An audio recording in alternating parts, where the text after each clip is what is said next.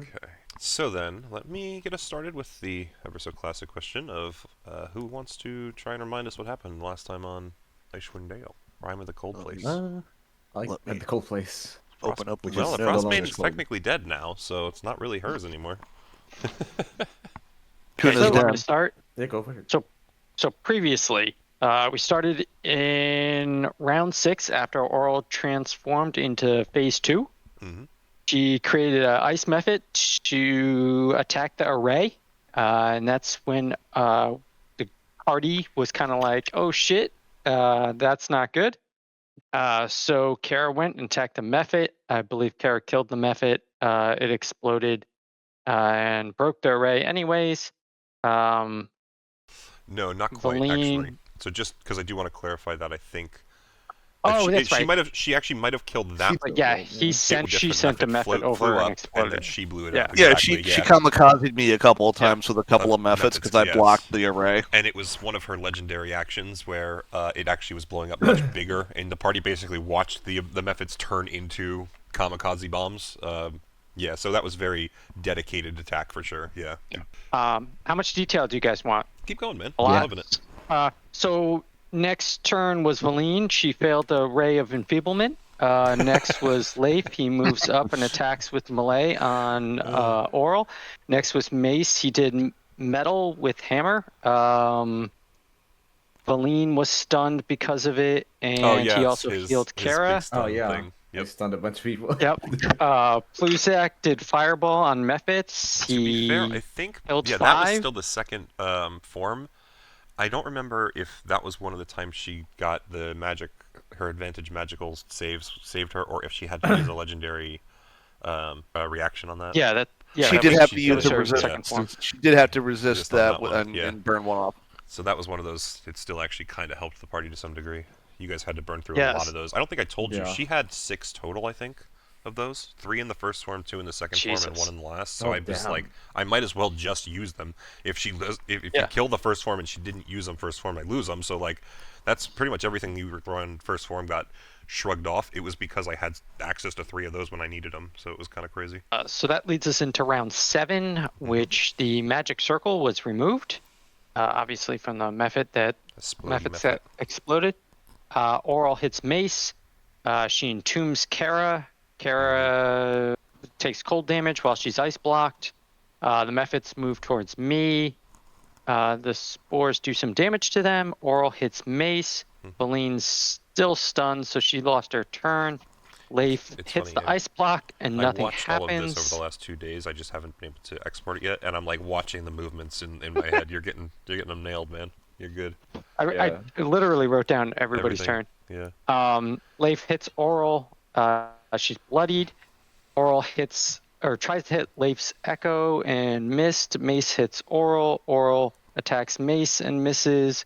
Pluzak does fireball +2. And to be fair, I think a lot of those misses are because you guys have done a good job of building yourselves to have good ACs and stuff. Because like low rolls for her was like 16, 17. Like, that's nuts. So I killed 10 methods with that fireball. yes. Because that was the ones that the shield came down from. Mm-hmm. Yep. So that leads us into round 8. I believe you basically melted a method out of each horde. Yeah. Bloody. Okay. And that's round 8. Auril did Cone of Cold on almost everybody. Yeah, she has like a 60 version of it. So that was like 30 damage or 13 damage. Kara does Giant's Might, hits and kills Auril for her to transform into phase 3. Methods hit me. Phase 3. And me as in Pluzak. For some reason, the bar on the bottom, though, has a weird sub-caption. It's Tiny Crystal Big Storm. I'm really, Yeah. Hit me, and the hit Mace. Auril hits Kara. Kara goes down. Valine uses negative blood energy. I don't think that was successful. I think she saved on that. Auril hits Leif.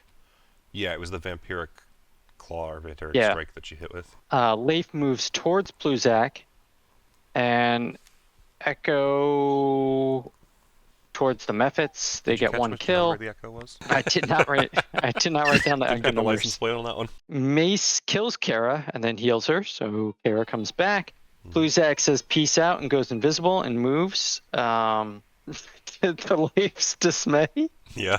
Auril attacks Kara again. Cloud Rune. Kara takes damage. That doesn't make sense because Kara doesn't take damage when she Cloud Runes. I So, think it's because messed that up. she Cloud Runed the damage she herself took and then put it on, I think, Mephits or something. Oh, okay. Yeah, I've transferred it to something so that it wouldn't kill. might have No, been what you I meant. took the damage from Leif onto me. No, I don't think it was in that instance. I don't think it was Leif. I'm pretty sure if I Because Leif remember was the video right.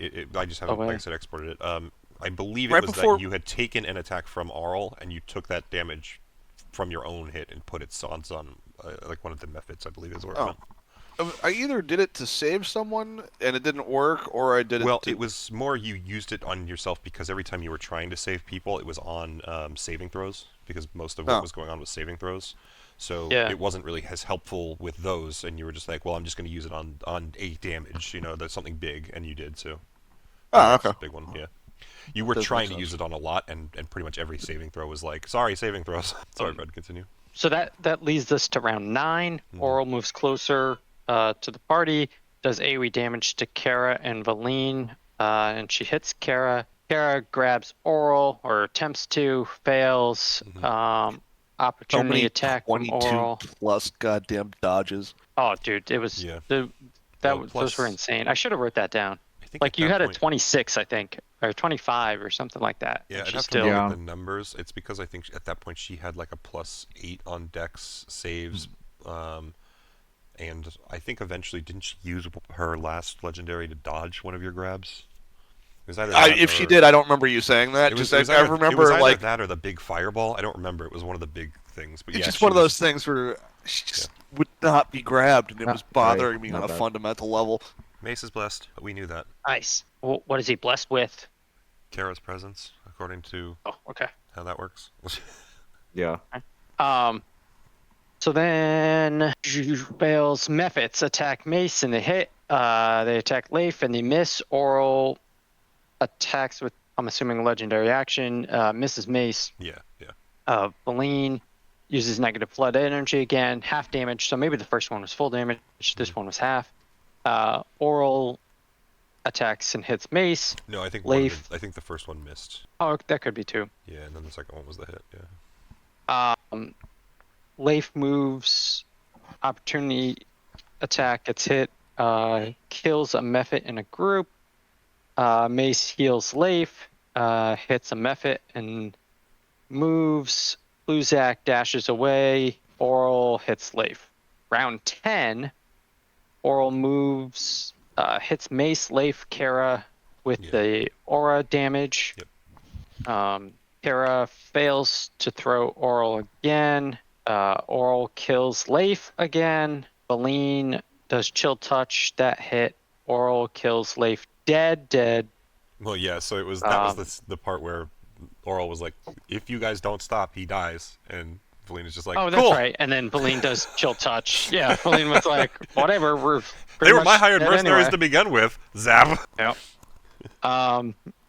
Mace does Thunder Wave. Mephit's killed. Auril saves on the Thunder Wave. Auril attacks Mace. Mace used shield. Bluzak misses with level 6 Guiding Bolt. I made sure I wrote that one out. Level 6 hurts a little. Auril hits Kara. Round 11, Auril's aura damage. And you know what? Miss That Mace and miss- Kara. Taking a step back, that miss was I think the 19 that would normally hit her stat block, but it wasn't round 11 yet to where she dropped lower. Oh, hold on. I remember telling Kara you that at tries the to time. talk to Leif on another plane. I didn't write down what else she did. That's all I wrote down. That's her. for that That was turn. her action for that turn. Oh, okay. Yeah, she kind of picked him up and focused her consciousnness on that. Mephits missed Kara. Valine used lightning bolt. Full hit. Yes, actually. yeah. Leif. Leif's in the darkness. Heard Kara. Mace hit Auril. Auril hit Mace. Silvery barbs. Crit to non-crit. Yeah. Bluzak misses guiding bolt again. Mace actually had 2 really critical save silvery barbs, I think, at the end there. Round 12, Auril does her aura damage and misses Kara and Mace. Kara hits Auril. Mephits hit Kara. Auril hits Kara. Valine does Vampiric Touch. That hits. That would be on Auril. Auril hits Kara again. Leif is just sitting there in the darkness, in line. He keeps seeing other echoes of himself. And then Mace hits Auril and kills Auril. Yes, that was a crit, I believe, that finished her again. And then we had the whole scenario where Kara, went to the plane of whatever that Leif was on, and let's be a little more descriptive with that, because it was kind of wild. Where essentially she was communing with another plane. She stood up with Leif, looked at Mace, and went, "Revive me in a couple seconds," and then slit her own fucking throat and fell over gagging on her own blood. And then Mace was like, "Well," and smashed her fucking head in with Chance. Yeah, he was very conflicted about that. When the party knows how it seconds, works too I well. said, "Give me 2 minutes." Whatever it was, but it was still one of those things where it was just like, well, hammer time. Mace threatened Pluzak to make sure that he heals, or she heals There's her. a reason for that too, though. And I was like, hey. You're missing a big thing that happened there. What was the big thing? We killed Auril? Yeah, and then what happened? To Auril. I didn't light her on fire. That was after all of this, though. I didn't light her on fire, that is correct. For once, the campfire did not come out, Pluzak. You tried to soul cage her, I think? I do believe Valine tried to soul cage her. Oh, yeah. That happened. That was a thing. But no, it was... It was more that Leif's greatsword as well actually flew out and stopped Auril's Divine Spark from dissipating. And actually kind of left you guys with a relative kind of need to try and revive Leif, apparently.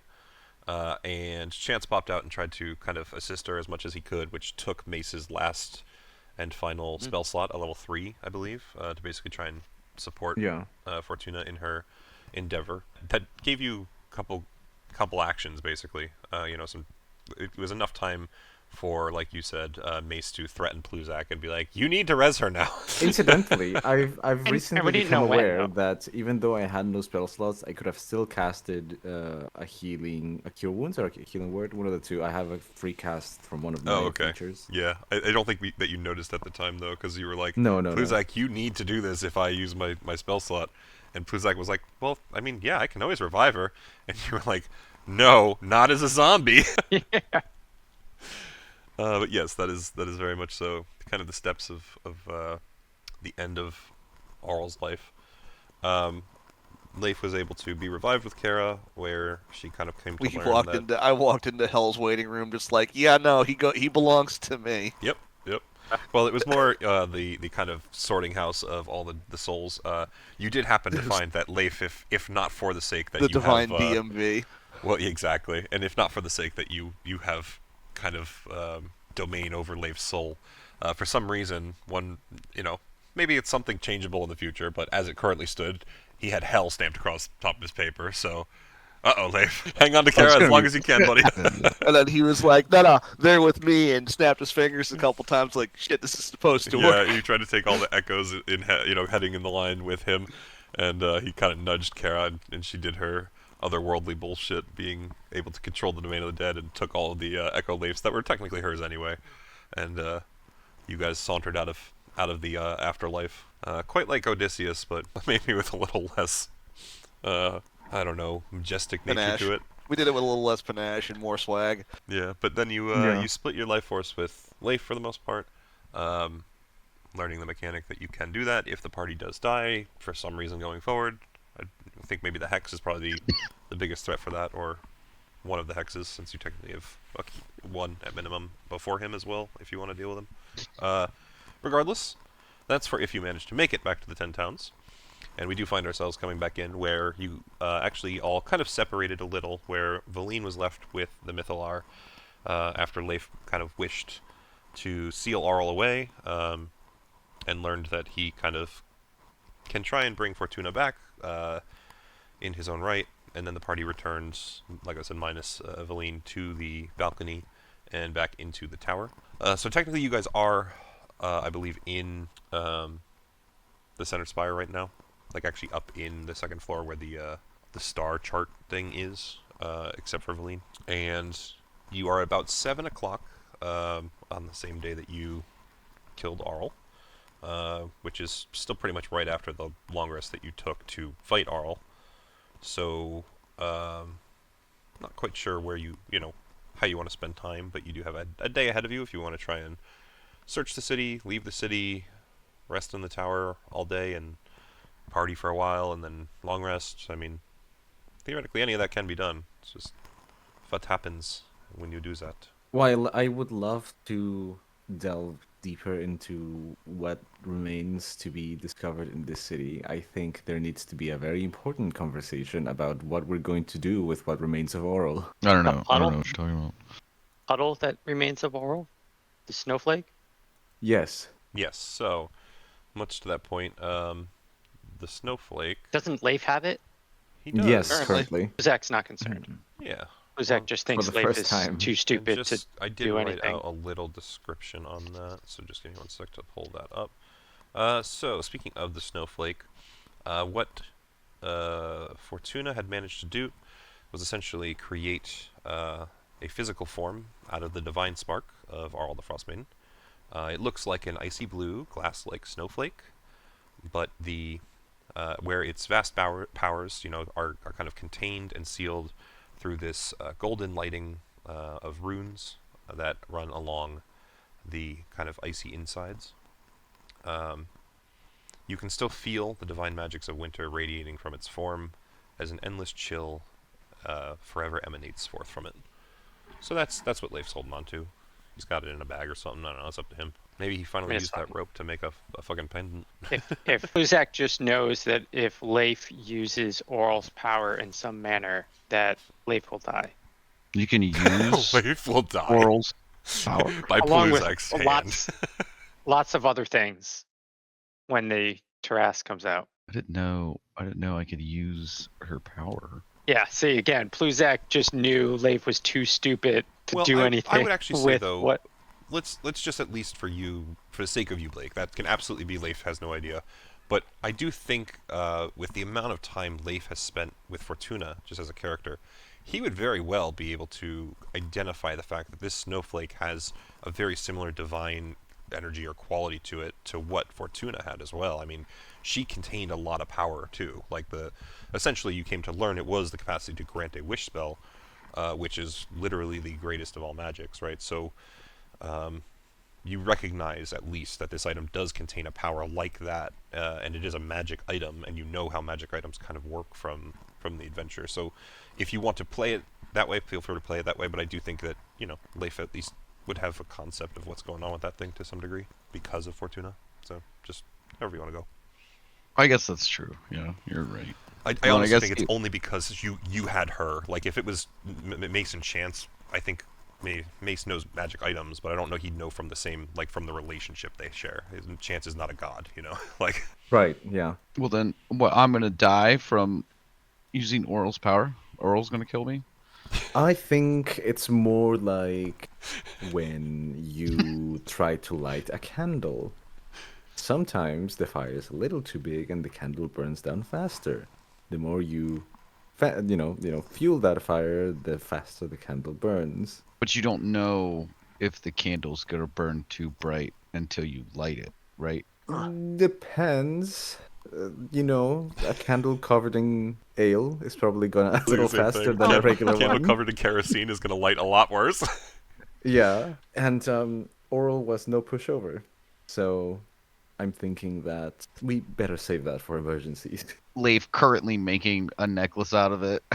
It's just like. And the best part is, I don't have to question how, because Leif has like way too much rope that he can turn into twine. He's got chains, I'm pretty sure. Like. Oh yeah, he's good. Full survival kit, no problem. If there was one person here that could make a necklace out of anything, yes, Yeah, especially because I'm also pretty sure he has like an emergency flask that has like it's been tied around his neck this entire time, and none of you knew. And he just like removes it from under his shirt and just like takes the lanyard off that and puts it on the thing instead. Yeah, okay, the finally emergency something flask- is more Well, important. here's the and thing. tucks it back The under. emergency flask is actually filled with a thin strand of rope. It's emergency. It's just there it is. emergency rope. That's what it is. It's there like, it is. It's like the elven rope. It's And yeah, it's elven basically rope. paracord in D&D world. Yes. Yeah. That's fucking Yeah, wonderful. he just kind of pets the snowflake, and he's like, emergencies. Also, by the way, Leif, since enough time has passed, I'm just going to let you know you missed your chance. I feel like saying something to Mace like, well, dying by Auril sounds perfect to me would be, pretty on character, but... Oh, Yeah. no. You missed your one-liner. God, I'm so bad at the Also- one-liner. It's okay. Comes with Fully time. envisioned Leif, Play a bard. like storing the snowflake inside like an ale cask, just as to keep it cold. Fucking Auril comes back in a year, and she's so blitzed because she's been living inside of one of his flasks for so long that she's no longer the goddess of winter. She's the goddess of alcohol. So, I'm actually going to be kind of honest. I think with the level of cold that comes off the thing, you all would actually, like, if you're standing near it, those of you who are cold resistant are not going to be hurt by it or anything, but you'd be able to tell that if you stuck that thing in a cask of ale, it'd actually be likely to freeze the ale. Like, it is emanating the powers of the frost and winter. Like, So what you're saying is that Leif's nipples are always hard. and all of his liquor is cold just by proxy to this thing. So, yeah. As if they weren't hard before. Yeah, see, like, that's nothing. Everything, I assume, on Leif is always hard. Always hard. Stay Oh, hard. boy. That's how he just manages to stick it in Stay everything, hard. no matter what. That's why he uses them to open bottles. Oh, man. Ow. But yeah, so you guys are in the tower. You're all discussing this. Leif's making a pendant, amulet. Amulet's probably the right term. Anything else? Anyone else wants to do? So is Kara still giant, by the way? Apparently, because the fight just ended. So I would say Kara. I think to be in. Actually, no. Hold on. We're gonna go to that room because I don't remember. Spire of Auril Arthas. And actually, I need to also. I just realized change this to this. Can you get through that door if you're less than size large, or more than size large, I should say? What floor are we on? Because I see Use two middle images, floor. and I know we. Okay, so get rid of that then. I believe the last thing I did was we flew up Pluzak and one other person, and Right. Yeah. So you got should them see to the yourselves on the balcony. balcony to some degree. I mean, it's kind of covered by the fog of war, but Everlast greeted you, and that was kind of where we had ended with your character movement. So yeah, you could probably squeeze through those doors at that size, but to go much further into the tower, I kind of wanted to remind you you probably need to size down a little. Yep. Though, yeah, all of you I believe are up here and can do stuff on this map if you would like to as well. I should probably remove the characters from the other parts of the map. I'll do that in a minute. But yeah, you guys are in the tower currently, except for Valine. Pluzak, I believe she can still communicate with you mentally, though, Yep. so she's still feeling okay. She'll let you know if something happens, and she's just kind of studying the Mythillar, and actually kind of, honestly, you all would have probably watched her kind of, She turned it down a notch. well, she turned the heat down, and then she kind of probably would have sat down and then just, like, staring at it, cross-legged with the Staff of Power across her lap, just kind of, like, trying to resonate with the magics of this city. These are very powerful magics, and you all know that she was with the Arcane Brotherhood, and you kind of get the sense that she's just trying to gain what understanding of this she can, is kind of the best way to put it. I'm ready to get the fuck out of this city. I'm going to ask, what's our dude's name? Everlast. Everlast. So, yeah, I'm gonna ask Everlast if I can The rest of the staffs that are around here. help turn the city into the majestic place it was. Yeah, his eyes absolutely would brighten up at that. He's like, you have all already done a massive part by restarting the Mythillar. If you can manage to somehow deal with the frost and snow that is encapsulating our fine city, that is certainly the first priority. Once that is done, the Mythillar will be able to rise the city back into the air, as long as it is still fully functioning. I do believe you or your companions, whoever is attuned to it, would know best if it is indeed fully functioning. And Luzak would say, yes, the Mythillar has been working as we know it, as to the extent of our knowledge of it. And hopefully soon the ice will melt in the city and above the city, and it could be a pillar of strength again. I would very much adore that. If you are looking for things to do while the ice melts, I would ask for restoration to any of the 8 towers that are damaged around the central spire. They act as focal points, much like a magic circle, to help maintain and contain all of the magics focused around the center spire, and it would allow for some of the more, let's say, under-functioning parts of the city to perhaps get a little better. I believe, for instance, the sort of magical disease that I've heard you speak of during your downtimes, that would most likely dissipate if the magic was once again properly restrained within the city. Well, there's a bit of an issue with that, considering that a whole chunk of tower is elsewhere. I cannot assist in suggesting how you repair the towers. I am simply trying to pass along the knowledge of how this city functions in ways that may better assist you in repairing it to its full status and glory. Excellent. Excellent. Luzak would walk over here and check to see what Kara's doing. What's she doing, Kara? Kara's just kind of wrapping bandages on wounds. She's taking care of herself. She's just, hunched over against the wall, relaxing a little bit. Hunched over, relaxing. Chilling out, maxing. Okay. So, Caroline has asked me if you would give back Professor Scant to her, and also the spell book that you had retrieved, as she is a wizard. She already have the spell book? You have the spell book. She has his Staff of Power. You were looking through documents and things on Auril Arthas's desk, so you managed to actually find, I think it was some information, some Quicksilver vials, and his spell book. Valine, because she had been looking for things, magic items, and staves before, she actually located his staff more than anything. Like that was the first thing she found. And then Pluzak went to the library, which is why he was the one who found like the code phrases. Yeah, no, the scroll of the only reason I say that is because I have a note that says I gave it to Valine already. The spell book? I don't remember that happening. It was back in October. Either way, I mean, if I could, hold on. Are if you I sure did, it's not a different spell book? Were you? No, that because I had gained the spell book I can't use in vials of Quicksilver. Gave it to Valine. You searched the study I at didn't the write it end down. of October. Yeah, the last note I have, I mean, we can always go back to the video. The last note I have was that you had that item. The way it's we're going to play it. My intent was to give it to her anyway, so okay, if that's so the at case, this point you can then... just hand it over if you want. But yeah, my understanding was that's where it was as well. So after Pluzak relays this information to Kara, Kara would, crawl back to the balcony door and kind of shimmy her way through it, and then go back down to the Mythillar where Valine is. Interesting. Okay. What? With you deciding to fly back down, your passive perception is like 20-something? 22, yes. Yeah. More than enough. I'm not going to make you do a roll.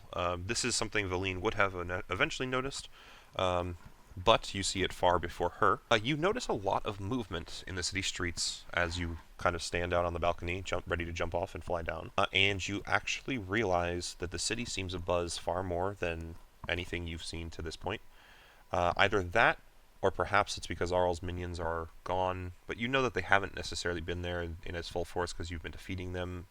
Something is off, and there's lots of movement going on, is essentially what you would notice at that point. And I would pass that information to Pluzak, because he has his telepathic link with Valine, and he could tell her that we might have additional company, and I will then fly down to join her to give her the things she requested. So when you fly down to join her, you can kind of... She's still sitting there cross-legged, just kind of taking in the Mythillar. But with your passive perception again, you definitely notice something that she wouldn't have. And the Tomb Tapper, I don't know if you remember back to this, Pluzak actually saw the day before. There was a Tomb Tapper that had been kind of outside the force field, hanging around the Mythillar, but it was doing other stuff. It is staring, just mouth salivating against the force field. It clearly can't get in the force field, but when it sees you kind of land, Kara, very particularly you, it actually, you can see it kind of tracks you flying down, and then you realize it starts moving around the barrier, and once it kind of goes behind one of the little sections that you can't see, you actually lose sight of it, and you don't really know what happens to it, but you know it's nearby. And I'm sorry, you said that was the Tomb Tapper? Yeah, the one that you saw when you were doing the image, project image or whatever it was that you walked down, and it kind of had wandered away during, you guys had basically spent a day in a long rest. But at this point, especially with again, Kara, I think you can kind of tell you've seen these things before. You know that they're responding to magic to some degree. It was like staring at the Mythillar. You don't think it would have even seen Valine because the Mythillar is so magic and powerful. It's specifically you were a separate thing that came down, so it noticed you, if that makes sense. Yep. Yeah. Kara tells me all of that. Right? Get to Valine, and Kara told you she saw the movement in the city. Okay. Nothing has been said about the Tomb Tapper yet. But when I because I just saw it and I landed next to Valine. So when I get to Valine, I hand her Professor Scant in the book, and that Tomb Tapper that Pluzak mentioned before is stalking just outside the barrier. If it goes down, it may go for the Mythillar or for any of us. Yeah. I think that she would say, we should definitely regroup. Can you help me fly up? I can at least flap my wings to help, but I can't keep myself aloft quite like you, so... Now gather your things. I'll grip onto you and try to keep you from falling down. Yeah, she basically just tucks Professor Scant and the spellbook away in her, bag. Basically she still has some of her gear that you guys gave her back, so she still has, her backpack and all that. And she's modified it so she can sling it over an arm, no problem. She knows it's nice and secure, grabs hold of a staff, and just kind of, reaches out a hand towards you. I will grab onto that and... Should you try to cop a feel? I mean, it is Valine and her... Yeah, you're right. Valine would probably try and wrap her arm around you is more likely. Especially if you're still giant. Yeah, I am. So she'll try to, jumps face first into your bosom. No. How much does Valine weigh? Valine weighs a fair bit. I think she's close to Pluzak at, oh no, she's a size larger. So she's Pluzak times, what was it, 4? So she's 12, you 12 something. double every size up. So then it's she's probably 8 to 900 pounds by herself. She doesn't have as much gear, so let's call it. I just got to make sure that I can actually. Yeah, she can help you by flying as well, so she'll at least lift a certain bit of her own weight. So it's not going to be super hard. Yeah, no, I can still get her up there. It was just a question of I didn't know if she was in. Yeah. Yeah. No, you're good. But yeah, between the two of you and the fact that you can lift quite a lot, I would say, much to your point, if you were trying to move Valine and party members, that might be very difficult. But by herself, it's not an issue. So get Valine back up to the balcony and let her land first and get in there, because she can move through there easier than I can, and then crawl back through after the fact. Okay. Yeah, so I guess Valine would have definitely also alerted you, Pluzak, just mentally, while you were flying up, hey, there's a Tomb Tapper that might be coming after the Mythillar, so warn everyone, maybe? Hey, so yeah, I would tell everybody else that's up here, guys, fight's not over. Soup is warm, incoming. Aren't most things warm nowadays? Hopefully, getting there. Getting there. Okay. Yeah, I get. Where do we meet? Do we meet them? Do we go somewhere? Well, yeah. They're so I guess they would here. just be in the same. Yeah. So if on the map that we're on, it would be the middle section of the tower where Kara and Pluzak and Everlast are. Valine and you and Leif would all be up there with them as well now. Unless you and Leif slid down the tunnel to go do hang out at the party or something that's. No, personally, I don't think so. The only thing that I would have been mildly interested in, as far as exploring the city went and stuff, would have been the that one anti-magic anvil. Oh, what was you trying to do there? Yeah, I'm just curious. Well, mostly just try to figure out if I can transport it away, but I think I'm not entirely sure, but I believe we at some point established that it was kind of soldered or fused to the floor of that tower. The anvil very much seemed like part of the tower, and I believe at one point I might be talking about my ass on this one. I know it's a mechanic. I thought you guys had it happen. I believe at one point you tried to take the hammer that was with it for right. Yeah, at some point. they have to work together. Yeah. and it teleported back to the anvil when you tried to leave the room as well. Right. There was very much a sense that it was like bound there, regardless. Yeah. I would ask Everlast after sitting back down. Would a Tomb Tapper be bold enough to try to eat the Mythillar? Let me see. I need to check if that would be part of his knowledge base. I think we all you know know what? what It wouldn't he's be saying. outside of the realm of his knowledge, I think. So just give me a minute.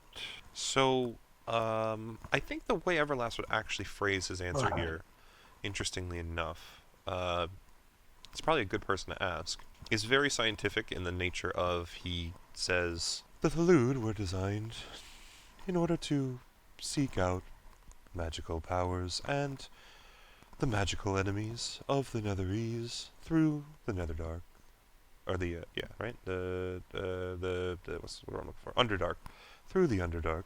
The strange habit they formed from their need and desire to seek out magical enemies is kind of a dragon-like need to hoard and, in some regards, covet magical items from living creatures. They don't tend to use the magic items they acquire, but instead choose to protect and venerate hordes of them, generally deep in the Underdark. I don't believe it would harm the Mythillar in any way, but rather revere it as a sort of almost deity. So I don't have to worry about it eating it then, just eating us. Did it see you? I believe it did. I wish you luck. Wouldn't be the first one we've encountered. No, but if it knows you are here, and knows that you contain, have, hold, or utilize magic items, it will seek you out. Good to know. Thank you. Sounds like bait. Luzak's back on the power leveling plan. So it begs You the know. question, do we remain in the city, recover, and then leave, or is there anything that anyone actually needs to do here? I think I'm good. I think Bluzak would look at you and say that he's going to remain in the city. Oh. Interesting. Like, until it's up and running. Just so that you're aware, Fred, because you can absolutely do that. That would probably take years. If you think about the ice caves that you kind of came down, and you're in the middle of essentially a giant iceberg, or ice wall is probably a better term. It will definitely happen eventually, but it is a long eventually. I know you're a big turtle man with long life, so it's totally possible for you to do like I was saying. It's just very, very long time. If that's what you wish, then I thank you for your help in accomplishing my goal. Zombies upon zombies. That will also chip away at ice. I like that idea, though. Just keep raising the undead. Yep. I mean, they're here. We don't know what automated magical facilities are still going to spawn enemies here, but you do have to certainly worry about those Tomb Tappers. And I'll have to figure out a way to control them or have them know I'm the head honcho here. Lena, on the other hand, very much wants to go back. Yes, I would agree with you there. Valine would tell you, hearing that, she would probably want to return to the Arcane Brotherhood, especially with the artifacts and the evidence of what is here. If anything, Pluzak, though, she would kind of pitch at you, probably verbally, because she wants the rest of the room to be aware that she's trying to, make you leave here in case anyone else wants to try and join in, being who she is. That She wants to marry you. She believes that if you were to come with her to the Arcane Brotherhood and show them, the fact that you guys actually have come here, show them the Staff of Power and all that, that she has, the power of controlling the Mythillar, you'd be able to actually get a lot of Arcane Brotherhood to come here and help you uncover the city and rebuild the city and basically study along with you to try and figure it out and all that. So yeah, that offer definitely stands. That definitely raises an eyebrow. I mean, she would double down if that's the case and remind you oh yes, I mean my family's long stood in the Arcane Brotherhood. I was trying to make my kind of stamp in the family name by finding this place. So the fact that everything that's happened has happened. I mean, it might be hard to prove that I'm me, but once we do, and I'm sure that I can, they'll be here like flies on shit. I mean, they'll probably move everyone here that they can. As many people, as much resources as possible. This is a dream for us. Really trying to sell it. So long as it doesn't Flies turn on into a shit. nightmare for everyone else. Valine's like doing a hand, trying to shush you, he's interested, shut up. supplies on shit, huh? Well, I can't describe it any better. I mean, they'd definitely be there. We'd all be. I don't really want to leave, if I'm being honest. It's just I also want to leave to prove that, well, I did what I said I would. Everyone didn't believe me, and I killed people to get here. So, kind of want to, at least have it pay off. I can understand that. You're Surprised. you're a tribute to my abilities. And she kind of nods in understanding and is like, well, and of course that's why I will always return to you. I understand the value of this body, and especially after you explained it to me. I'm kind of ad-libbing that just in the sense of like I assume during long rests and things she would have tried to understand it more with you. Yeah, no, I'll return to your island with you and everything, but I need to do my thing to do your thing, if that makes sense. With all the rivals that you said you had gunning for this city, I'm surprised we only found the one corpse on Auril's island. Oh, well, the other one was Burning Man. And technically there was a third. Do you remember that castle that we stopped at? Last I heard she was there, so I assume she died by the strong one. Randolph? No. It was a tiefling. Oh. Yeah, so they were around, just they got fucked. Fuck them. Oh. This is true, by the way. This is canonically how things worked out. Burning Man happened, and you never helped recover that man's soul from a phylactery thing. So he's just off doing something. Fucking... one of them died to one of the hex just by nature of how things went. Wow. Nice. The other one died on Auril's island, and you found her and Professor's cat. So The phylactery. I don't remember that. you guys never went to it. There's one of the spires of of this city. The first building you went to, the spires on the edge. Yeah. One of them is broken off. It actually is off in the Icewind Dale, and you could have visited it at one point. I believe it's that. I might be remembering wrong, but there's his kind of soul is either over there in like a semi-phylactery thing that he made, or it's in like a magic tower that he was working out of. I'm pretty sure it's that tower, but it was just one of the chapter 2 things that you guys never really did. I don't know if you never got the rumor or you just never went to it, but I think it's a little bit of both. it's very possible. But yeah, it was just something that was missed at one point. Well, But you did watch his body burn. we did. Yeah, I mean, One of the most memorable moments of the campaign. Burn it, Hey, man! By the time we got there, he was already on fire, so it was not like we were doing much. very at the little time. to do, yeah. But you did get to be involved in the party. Yeah, we did. Speaking of, we do need to get back to East Haven at some point and report that, hey, we're still alive. You have like a strong sense in the back of your mind that there might be another Burning Man happening. Just like, this might be, dedicated to the sun this time. Much more apt and fitting. Right, we need a way But- of spreading the news. Oh, I kind of took care of that already. How? Before our fight with Auril, I was able to ferry a message to what was her name? Imdra. Imdra. Yeah. And I told her if the sun came out, we were kicking Auril's ass. Okay. Okay. Well, if that's the case, then we probably can just return and make sure that things are all right. Do we want to just, leave this place open? I believe we can still close it. I have the, password or whatever it is. I believe the magic phrase that you're referring to permanently shuts down the barrier that's keeping things out of the central spire. I'm not talking about the Mythillar, I'm talking about the cavern itself. What is the password for the cavern? Remember we had to get through, the frozen glacier to get inside this whole area. I do remember that. I just, for whatever reason, thought we'd lit off a giant ass fire and walk through.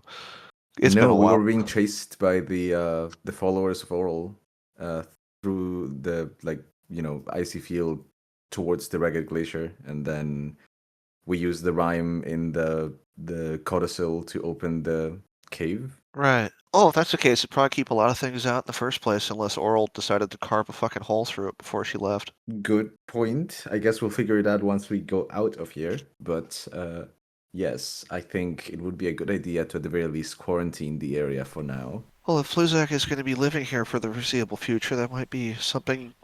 You might want to consider how you're getting supplies. Valine pipes up again, just like, well, that's because he's coming with us first, and then we will be coming back.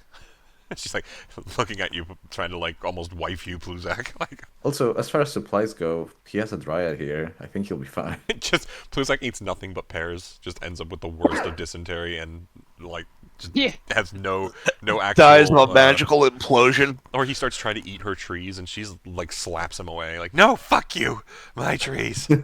Although, actually, to be fair, I think he did do that before. She did get mad at you, I think, Well, but I think you ate one of our branches, yeah. That was one of those ones Yeah. where Pluzak ate was it there, or was it... Was it there, or No. was it in this city, actually? Was it the Nether Oak? It might have been the Nether Oak where that was happening, It might have yeah. been the Nether Oak, yeah.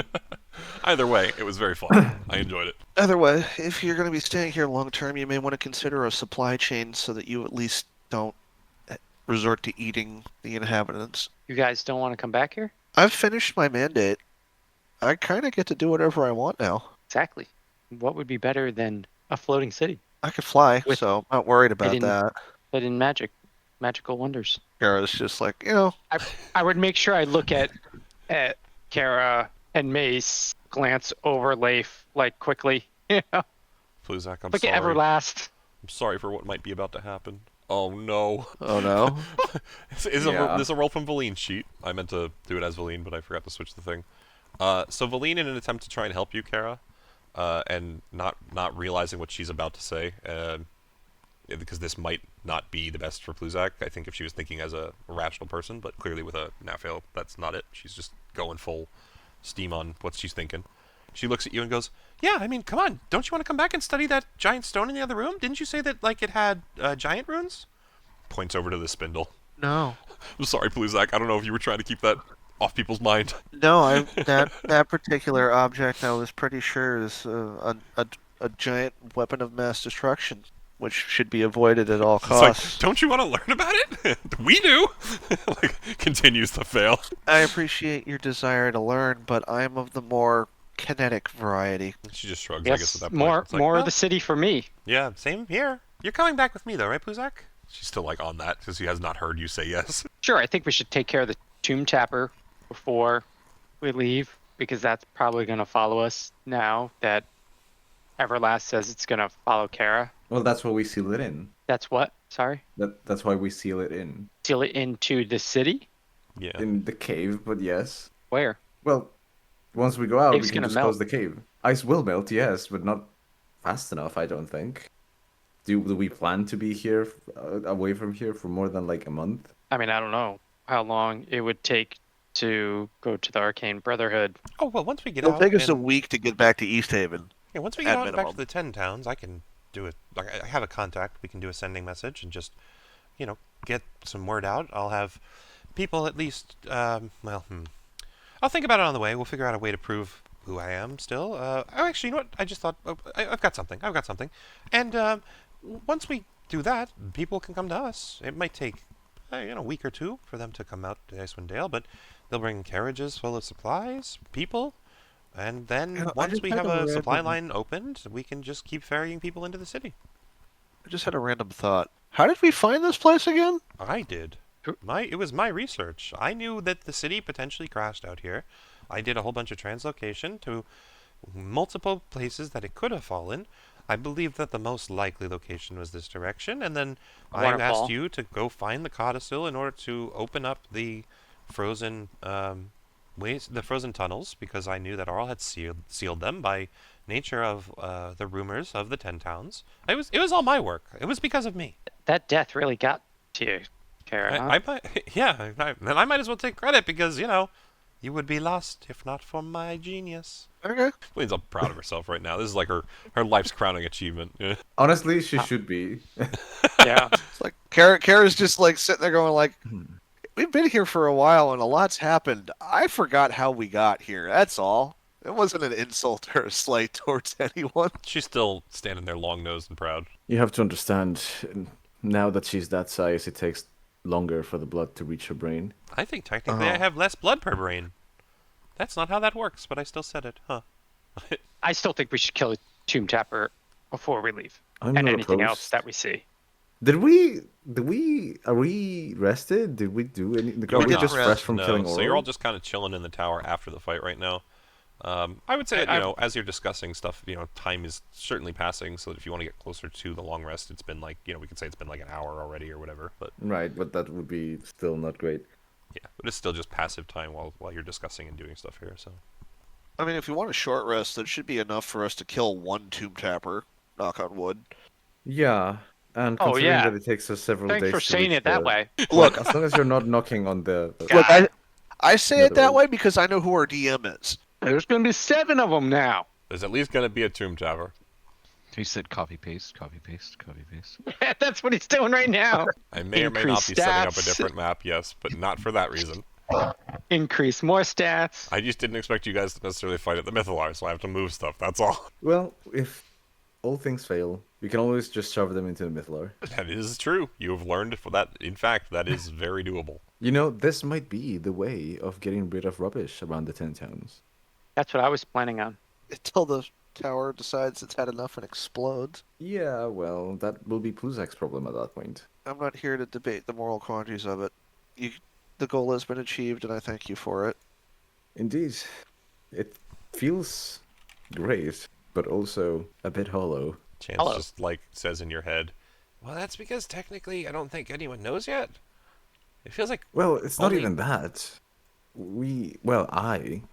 Us, as I talk to Chance, we didn't start this to get famous or anything. We just wanted her out of the picture. Well, no, it's just, it's because gods, right? Like, I guess maybe it's just me, but I thought maybe, she's not gone until people stop believing in her, right? He kind of gets, a little sheepish at the end, because, he realizes this is kind of an assumption just based on his understanding of gods, but that was what he thought was that you were going to still continue to try and get rid of her presence, as it were. Wow. Am I understanding correctly? Are you advocating for genocide? What? No, just going around and proving that if we take the pendant and show people and tell them that she's dead or something, you don't have to. Oh, what do they call it? A crusade. Yeah. Oh God. Kara in the background. Oh yes. Just, I got 30 holy warriors. A little bit of Jonah came out there. Just. Oh God, no! It was Jeb Forrester. Jeb Forrester. I had to say that because that's absolutely correct. He said genocide, and my brain was like, "It's a crusade." No, that's absolutely correct. Yes, that is the right answer. No, it's a crusade. It's just that's not chance. That would absolutely be like this realm Marino. Oh yeah, he's all for it. Out of curiosity, you're not able to eat that snowflake, right? Oh God, no, God, no. I don't. That would be like asking you to consume the flesh of a god. Well, actually, I guess we technically saw sort of what happens when that happens. I wonder how that girl's doing. Yeah, I need to check on that later, but... Way to bring reality back into it there. Also, there has been something happening with that I cannot wait to reveal. Look forward to that. Yeah. But in any case, seeing as we... If you're talking about consuming Auril's essence, I'm pretty sure I'm the only one who could do it here without dying. Even then, Freya is just like, please don't try. I'm not sure what'll happen, Kara. It was part of the conversation. I had no intent to do that. Yes, Mom. There's a chance we can give it to the believers of the Morning Lord. They might be the safest bet in that regard. As far as I'm concerned, it belongs to Leif. He gave something up for it. Well, he's going to get it back, so I don't know about that. Hey, I'm making you guys do something. Someone give me roll me a D3. What? A D3? Yeah. I don't even know when to do that. A 2. Okay. Oh, smart. Cool. Are you just going to divide by 2? Someone else roll me a D4. I can do that. Perfect. Ew. Oh, no. No, it's okay. We'll take Mace's 1. You good. Keep going. That's number of monsters. Type of monster, number of monsters. That is exactly correct. Fred, thank you. That's how you be a DM. Just in your guys' hands. That's 100%. I'm just going to say anything. I'm not going to lie. As more time passes, those rolls might happen again. Okay, let's just go get rid of this fucking thing. So, quick question. This hour that we spent chatting and discussing, can this be a short rest? I think that would be perfectly reasonable. Yes. None of you have asked to do anything outside of what a short rest would be, so of course, I think that would be fine. Attunement has to happen on a long rest, right? Short rest. Short rest can takes an happen hour. as well. Yes, it just takes about an hour. So You can still attune to an item in a short rest. So can I attune to that thing? Yes, you absolutely can attune to the thing. Yeah. So I guess while all of this is happening, since Leif has really not been chatting much with the rest of the party, and which I think is kind of thematic, anyone, Kara probably is the one who's got the only passive perception that would notice it, or recognize it. He's just kind of sitting in the corner, just holding on to this new amulet of his. Just seems to be focusing on it. I prefer your thoughts. What is it? I could do things with it, maybe. I don't know. Everyone seems scared. Except all the alcohol in his blood makes his blood impossible to freeze, so you just like watch as his skin turns to ice, but you watch the flow of everything inside him. It's the most disturbing thing. They're worried about consequences of an object of that power possibly falling into the hands of someone who would misuse it, but I don't think you'd let them do that. I feel like having seen what Fortunia could do, that the power is similar. I have no plans to misuse any sort of power. Strokes the amulet. And then, so Blake, just because I want to ask while we're talking about the amulet, does it make sense to you, everything there? Do you see like what it does for you? Yeah, I think so. Okay. And if you click the attunement on, it should actually give you some of those things, like the resistances and stuff should auto. Yeah, okay, it looks like it's on your sheet. I just reloaded it. Cool. Okay. Just wanted to make sure it's all working. And if you have questions about how the charges work and stuff, it's just basically, upcast, if that makes sense. I think you've done enough spells that you'll understand that. Yeah, I think I understand that. Yeah. You can do the small number just as what it costs for the minimum, and then you can upcast that many on the right. Right, yeah. And you would know everything that's on there, including that last bit, just to clarify. Oh, okay. That like all of the knowledge of how this thing functions kind of floods into you because it's just a base power. So you kind of very easily just kind of understand its capability. Just fully. Fully, yes, including that. Like, and I would say actually, Yeah. if anything, I might not have had other characters know that last bit, but because you know Fortunia's power, I would say that it becomes very clear to you, like that. There, it's that separate kind of thing going on, if that makes sense. Sorry, guys, he's got a big item to look at. It's like when you Yeah. get the Staff of Power there, Pluzak. Yep. Or actually, technically, the spell book, when you finally do. Oh man. Good response. I kind of wanted to let the party know in the background. I wasn't sure if Fred could see the spell book.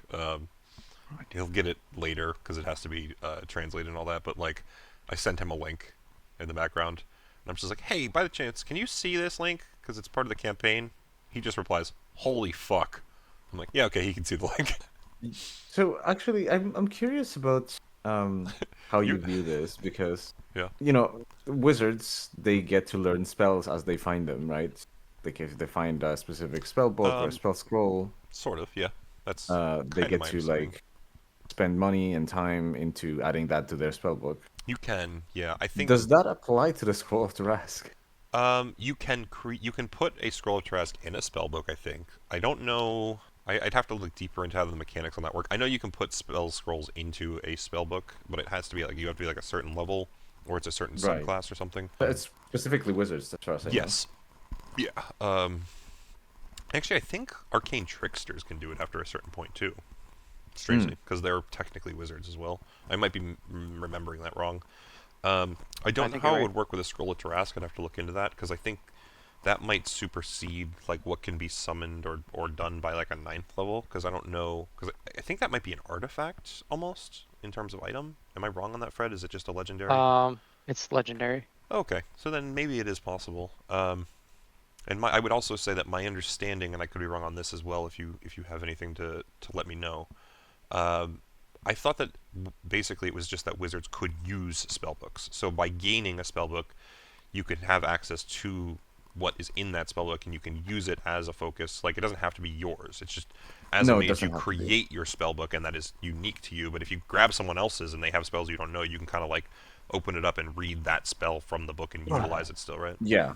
Yeah. Yes. Yeah. So that was like my understanding of why how their power kind of is more specialized in that way of like, they might not be sorks where they have the inherent power, but they have the capacity to, the smarter they are and the more they read, literally the more powerful they become, sort of thing. Yeah, basically. Which also I would point out, it's lucky that you guys had Pluzak do this whole thing with Feline, just as a side note, because none of Auril Arthas' stuff would have been usable by anyone in your party without her. Yep. Indeed. Never doubted it for a minute. Well, I mean, he chose the right person, though. Like, he could have chosen other characters potentially to pull along, right? Like, that was just... It's one of those things, Fred, I guess, to me, it's like, I feel like Pluzak has kind of floated in the background because there's just not necessarily as much interweaving from you, like, into my main story stuff, like Leif's sword or Kara's, Valkyrie ship. But, like, you have probably had some of the most influential shit happen. I'd say so. Yeah. I think this was pretty huge. It's fucking crazy. That's crazy. Even Valine, like I'm saying, like, the fact that you chose her and things happened the way they did and you managed the whole, like, putting her in the body and everything, And you were very dedicated to it in the background without the party seeing it to continue building the body. I feel like everyone else has been in the spotlight, but Pluzak's the real fucking champion in the background here. True support character. Behind the scenes. Supports literally the story and the party, regardless. Yeah. Let's go kill this thing before it starts calling more friends. So how do you want to try and get down to it? You guys can go back down through the tower and go through the elevator. Or Kara, you could probably fly people down in multiple parties. But if you are going to fly down... I don't have the option of going through the little barrier thing down the tower. I have to fly down if I'm maintaining this size. If you maintain this size, correct. And so, but like, I guess what I mean is, you can say to the party could say something like, everyone else goes down, and then you come down in a minute, because it'll take them, I don't know, a minute. We can figure out how long it would take. Or you can try and fly people down, and I'm just going to let you know, if you do... it would probably take you 3 trips, I'd think, to fly everyone down. You can do the math on that and let me know if I'm wrong. It would definitely be a single trip for Valine, and then I would assume that Mace and Pluzak would probably have to be split up to some degree, and then Leif can just go with one of them. But I might be wrong. How high up are we? Actually, I think in full-size form, I might be way off, Chris. You might be able to fly it in 2. Regardless, it's 100 feet up. That's what I was just looking up. So I think, Kara, you can fly about 80 feet in a turn with a dash. With a dash, yes, 80 feet. So it would still take Kara 2 to 3 turns per trip to go. It would be 100 feet down, which is a dash, and then 20 feet, and then she'd come back up 60 feet, and then it'd be another dash to get to the balcony, is turn 3, and then you would have 10 feet from that, and then 80 feet down. I'd give it to you there. So take Kara 4 to 5 turns, somewhere around there, to get the whole party down if you want to fly everyone down. Or Pluzak has options. Let's see. I can cast Enlarge on Kara. Ah, and she can go one size bigger. Ginormous. That actually could do it. If you have the spell slot for it and you want to go for it. That would work. I'll give that to you. I'd let everyone fly down in one go. Fucking Ginormous Kara. That's your call. I hope Kara... You have to just, like, land on the Tomb Tapper, then, with all of us. I mean, that's a DM question. Because if I could fly down and... Here's the thing. I have things set up on that map. I have other things set up to come, depending on how much time you guys take. It is what it is when you get down there. I will ask what side of the tower you're flying down, and then you'll have to put yourself on that side of the map. But however you interact with things when you get there, I mean, you're just flying people down. If you're a size up, that would let you carry how much weight? Like, you'd probably be able to carry all of them, no problem, just on your back. I'm doing the math. Hang on. Yeah, I see no reason you would not be able to just fly down and immediately do something if you're another size up, in my mind. I'd be able to carry about 3,000 pounds at that size. Yeah, I mean, it's... Yeah. Basically, you turn into fucking Angajuk at that point. Oh my god. So yeah, I mean, So if you want to waste the spell slot, and make Kara another I'm not sure size it's a up. waste at that point, man. If you want to use the spell slot. I'm with Rick on that. Waste? So just remind me, is this one of the ones you have to take like 10 minutes for? No, this is Pluzak. You can just do this one. It's That's one right. action. Yeah. So Kara, like, yeah. When are you going to be in a campaign that you make somebody gigantic size, right? Oh, you gotta do it. It's very rare. It's very rare. Yeah. I think when do we get to do a kaiju battle? I think we did. Well, actually, that's really fair. I think the only time I've done that, as I was going to say, was. Well, I guess actually it's been 2 campaigns. Chris's campaign gave us the potions of giant size, and then didn't Azure size us up one more time? No, it wasn't. It just put us up 2 sizes. You did that in a different fight with the It was just sized up. The Raz, the Hideo Raz, or what the fucking giant worm thing. Yeah, okay. And you did that to the giant that was with the party at the time, and you made him bigger than the worm. Yeah, and I will say, though, Claw, I give you the #1 actual kaiju battle that we did when Solar was shoving TNT down a fucking sandworm's throat. Yeah. And for the other two I was throwing more TNT than fucking... Yeah. No, literally, it was the same thing, though, Fred, where I think I took a potion of potion of enlarge reduce, or potion of enlarge specifically, and then someone cast enlarge on me one more time. So, similar, but this is one size bigger, to be fair. Yeah. Right, so Kara's definitely bigger on map. Alright, so let me do this. You guys are all flying down. You haven't chatted much more. I just need one more one more set of a D4, or sorry, a D3 technically. So a D6 roll from someone, and then a D4 roll from someone. Leif, you're up. All right, Ooh. here we go. Yeah, we want big numbers. Big numbers. D6. Okay. So that's A the 2. same gun. And then you 2. got that D4 coming. That's big Yeah. numbers. Crit. And that's what we like to see. All right. I don't come to play, but when I play, I cheer for the party. Jesus. Okay, so yeah, this and then 4 is. So let me put those down quick. So it'll be like this. Okay. So, question, Kara. Answer. Yes. What side of the tower are you flying down? I'm basically going to step out the balcony with everyone and go down directly down from the balcony. So if we're going from a cardinal direction, south. Cool. All right, everybody put themselves on the south edge of the map. Good choice. Oh, hold on. I think Oh I'm one- man. I'm one short. Hold on. I gotta put one more of these fuckers down. And since put it, him up it there, did actually, happen, that's fine. could you make me one size larger, please? Yes, of course. I made you. There you are. Oh It's man. gonna be So I assume Kara Something. hits the ground, superhero pose, and basically everyone else just like jumps off her back, lands, Slides off superhero the pose wings. off her. Valine flies Pluzak down and like places him gently, since I imagine the deck save would not be good for you. Yeah. I fucking cratered the ground where I landed. Because if I remember correctly, enlarge reduce like quadruples your weight. I thought it kept the weight the same. No, that's Kara's Giant's Might. That's Keeps the weight the Giant's same. Might. Enlarge Mm. reduce if you go up a size, I think your weight quadruples. Yeah, and actually, and that's kind of an interesting point. I guess technically your ability works off Giant's Might now, so you would be your normal weight times just one level of enlarge reduce technically. Oh, so it's not with the It curse? increases your strength still because it's mixed with Vladimir's Spark, but I don't know how that would work weight-wise. We can figure I that thought out at it some would- other point. I don't think it matters right now. I was always doing the math and going up and down accordingly. Yeah, I don't remember at this point, so it's okay. At this point, it doesn't matter. Your too weight much. is multiplied by 8. Every Oh. size, yeah. So, Either way, I don't think it'll matter much here. uh, If it for does, we'll comedic see. effect and cratering the ground, Definitely, I just more mean in terms of like I don't think mechanically there's anything that'll be able to manhandle you Kara too currently much. weighs 61,600 pounds. Not gonna call her fat. Doing it. Not doing it. Alright, put that to there and that to there. Alright, so I guess everyone roll me initiative, first and foremost. Me? Please, Zach, why'd your name change? In D&D What? Beyond. My name. Oh, dear. Alright, What's his name in D&D Beyond? I'm not telling. He can tell you. Same as in game. Oh, is it changed in Now, game roll now? 20. You can select that from the thing next to the send button, by the way, and it'll actually show up that way if you wanted to. Oh, one of the lower initiatives I've seen from you. Alright, so plus X of 4. Yeah, cool. Okay. So as everybody lands, Leif, you're actually the first up. Oh, yeah.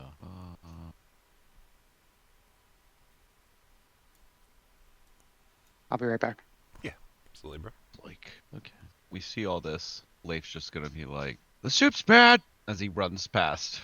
We're gonna pull an Echo, but he's got his laser rifle. We're gonna try and hit this first guy here. Alrighty. He's shooting the Nothic. Yeah, the first one. Yeah, absolutely. Alright, alright. Yes, 18 will hit. Nice. Just gonna 18's big. keep trying. Absolutely. 15's too low, isn't it? 15 will hit, actually. Nice. Nice. Good hits. Big damage. Definitely looks So- bloodied. 7 will not, sadly. That one's not going to make it. Yeah. 15. That's just gonna move him one step up. Yeah, I'm good with that. Alrighty. After Leif, we finally get Zitumtap. So, it will hear the commotion. And so we'll start to kind of wander its way over, but it does not realize what is happening because of the massive amount of magic of the Mythillar. So it's just going to go, let's see, that's 5. It's going to wander its way over here, at which point it would definitely see you, Leif. It would see Kara as well, which it saw before. Just trying to decide something 1 second. Yeah, I think that's still disadvantage, but it's still gonna try, right? Yeah. Well, closest target makes most sense to it, I think. Let's see here. Disadvantage roll. 16 will not quite hit your Echo. So, the Tomb Tapper wanders over. Kind of, you see it lock in on the magics of all of you, or at least lock in on your direction. It's probably the better way to phrase it. And it takes the giant hammer in its hand, reels it back, and it hucks it towards your Echo, Leif. As soon as the hammer kind of flies past the Echo's side, as it's missed, it immediately returns to the Tomb Tapper's hand, and it ends its turn there.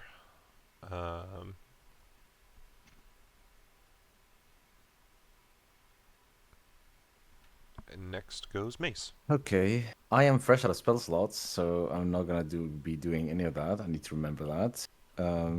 Also, I'm not full HP. I don't know why it dropped me at full HP. So it was. I think. Did you roll hit die, Mace? Back then, no. You didn't do hit die during the short rest? Nope. Okay. Yeah, when you were saying you weren't at full HP, that's what I was like. I thought you did. Leif. That's why. Leif and Kara. Okay. Okay. Well, either way, we'll move up to here, and I'm gonna take dodge action. Alrighty. Give yourself just a little like boot icon or something to remind me, because I know that I tend to miss it. Alright. At this point, that's everything? Yeah, that's it. Okay. Nothing's turns. So the one closest to you will certainly start to move in. If anything, it's actually going to circle around you and head for Leif. This one will kind of come in here. This one will head over here. These two will start to cycle. And these two might as well dash. And then, let's see. So, the first one, as it comes up on Leif's Echo, will swing at the Leif Echo. It's going to be 2 claw attacks. The first will certainly miss. The second one will hit. So Leif, your Echo will vanish, and it will kind of turn towards you, Mace, but be unable to attack this turn. Second one still has flanking, so it will swing at you twice with advantage. We'll see if it can manage to bust through your armor. First go definitely does not, as it whiffs in through the air. 22 hits you, I believe, Mace? Sorry, what? 22 hits you? Yes, that meets. Okay, so with its second swing, it just barely manages to break through your armor for 7 slashing. And that's all the second one can do. There are 120 feet. Okay, so at that point, the third Nothic here. Oh, actually, you know what, Mace? I owe you. Oh wait, actually, because that's what I was about to say. Right? Yep, I gotta check which one hit. If it was the first roll, you still get hit. If it was not the first roll, you do not. It was not the first roll, so you would not have been hit. You can take that 7 damage back. Nice. I just realized the same thing as well because I saw your boot. This third Nothic nearby is going to try and shoot at you with a Roving Gaze, which is a saving throw from you. It's a con save, so I don't think the dodge helps in that. It's just Dex, I believe. Then did you say con? Constitution save from you, yes. And then Leif and Kara, I also need Constitution saving throws from you two. As these two are going to shoot out at you. This one can, right? Oh, 120. Yeah, totally. Okay, so Mace with a 19, you will be fine. You will receive half damage from this gaze. Hold on, actually. Am I reading this right? 1 second, hold on. Con saving throw, failure, that much, success half. Yeah, okay. So you will take 9 necrotic damage. That's already halved. Leif passes. Kara, I need a con save from you as well. Leif, you will take half damage as well. 7 necrotic for Leif. Why is that on that? It's okay. 10. With it's a 10. 10, you will fail, but it's not going to matter as much because it's necrotic. So you will take half damage anyway. Full damage is 12. Halved by your resistance is 6. Alright. For you regardless. But yeah, so they're just going to kind of all do some damage to you, crew. And that's what they can do. And then it goes to Valine's turn. Alright, Valine is gonna do Power word kill. I'm just stretching my legs! I don't think she has the spell slots for that, but oh, not yet. I got Owen on my lap. Oh, hi Owen. Valine is gonna do Wall of Force. Very cool. If I can get Wall of Force text. Oh, and once every 2 weeks, your dad's a woman. Very true. 2 women right now. Mm-hmm. 2 women. There we go. And however many skeletons he wants to have identify. Oh yeah. Be this. Just trying to get it in the chat so everybody can see it. Yep. Thank you. You want to just draw something? And yeah, I wasn't sure. So I wanted to do okay, so it's like I just wanted to do a straight line, right? So I guess draw a line. Like I want the line to be, that's measurement, draw. Couldn't you just like section the big one off? I think that's what he's Also, trying to do do. we know what that black circle is? It's a hole in the ground. Ah, that's where they came from. Okay. And I want to draw a line like that, wall of force that way. You're cutting the one off from the other side of Mace? Yeah, it would push it back. Yeah. Okay. And how long can it be? I see that it can be 10 foot by 10 foot panels. Oh, flat surface made of 10 foot by 10 foot. It's 10 foot wide, 10 foot high. Is it only a panel 10 feet? Because the sphere can only be a radius? No, because a sphere radius of 10 feet would be up to 20 would feet be long. yeah, and it would still cover Is that the full spell's text? Yeah. What's the range on it? Does it say anything on 120 feet. Okay, I'm just gonna look it up. This is interesting. This is which spell? Wall of Force, Yeah. Legacy. Yeah, let's see. I wonder if the new version clarifies it all. It's 10 10-foot panels. Okay. It's 10 10-foot by 10-foot panels. Okay, hold on. Made up of 10 10 foot. You're right. Okay, yes, interesting. It's tough to read, but it is correct. Yeah. Okay. Okay, so there you So go. So if it's 10 foot by 10 foot, you can absolutely just drill it all the way there. No problem. yeah, So basically. so you will make that wall. Alright. DC what saving throw for Dex, right? Dex saving throw. Let me see if the staff actually, sorry, has hold its on. own. No, never mind. If the wall cuts through, I don't think it has a save. Never mind.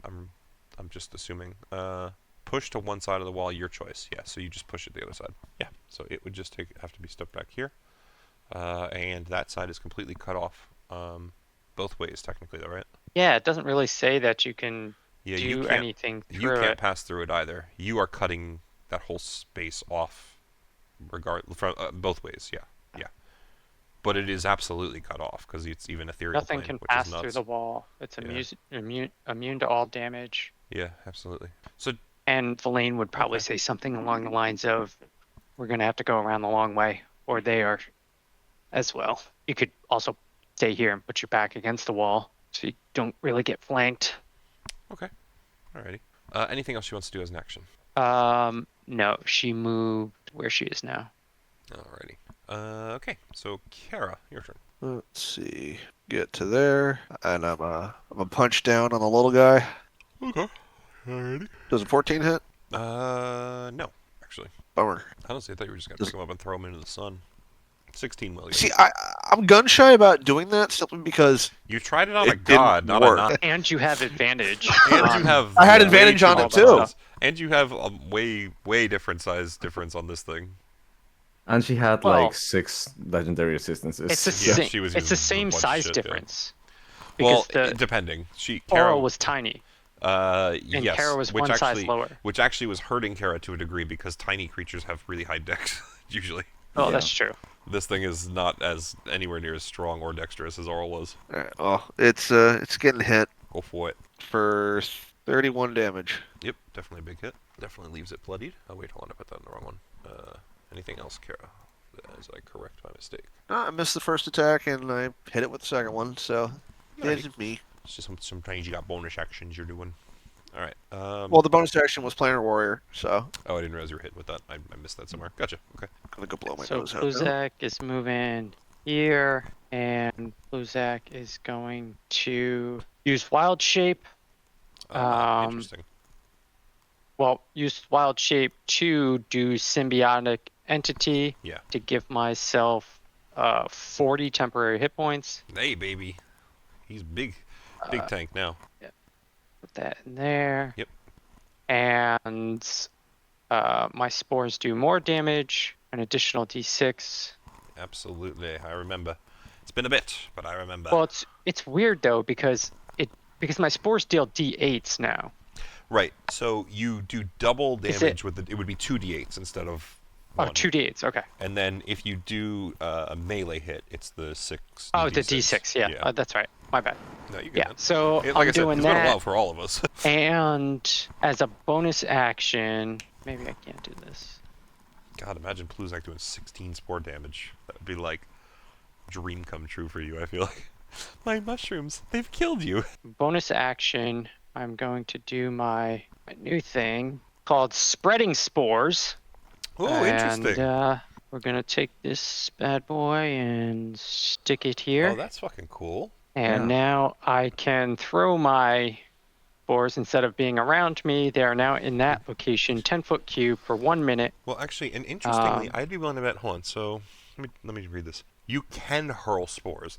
It's not all your spores. You still have spores around you, and they're there. By my reading of that, it doesn't say anything about your spores go away, right? You basically you just get it in 2 locations. You have to be one of those locations, but it absolutely is still on you in my mind, which makes sense, right? Your mushrooms are still making the spores, right? So that's a fucking great ability. Okay, so this thing's got to do a DC 17 con save. Well, on its turn. Okay, gotcha. I thought it was by creation. I assumed it was like when it goes to the space. When creature moves into the cube or starts its turn there. Well, that's still pretty It doesn't cool. die by then. That's actually really cool, though. You can set it up on. You literally just let Kara get surrounded or Mace get surrounded. Yeah. Well, and the cool thing too is I can just keep doing that every bonus turn. action. Yeah, as long I as could you just don't... throw them wherever I want. Yeah. Yeah. And that one disappears. The old one disappears. The new one's there. And There's no limit on it. Action? It's a bonus action. Oh, damn. Yeah. So it doesn't really take... It's an action to do symbiotic entity. So you can still do all your usual stuff. Yeah. Damn. Yeah.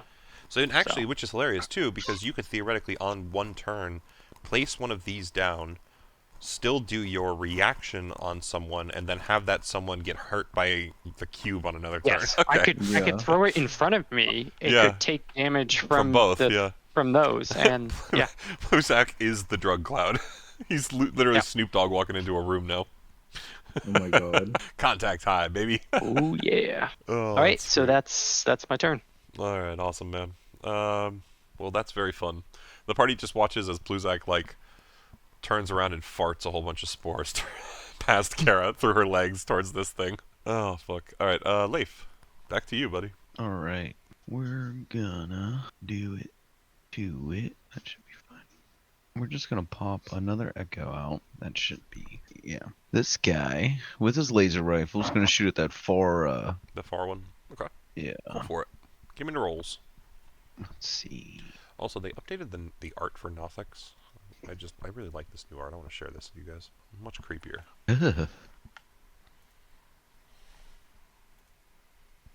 Oh, that's awesome. It's gonna fucking eat you. It's salivating on its own eye. It's fucking weird. What are these things supposed to be? So they mutated people. Yeah, they used to be people. This is the thing that Valine was turning into because of the magic disease in the city. But here, hold on, give me 1 sec. I'll give you a better answer.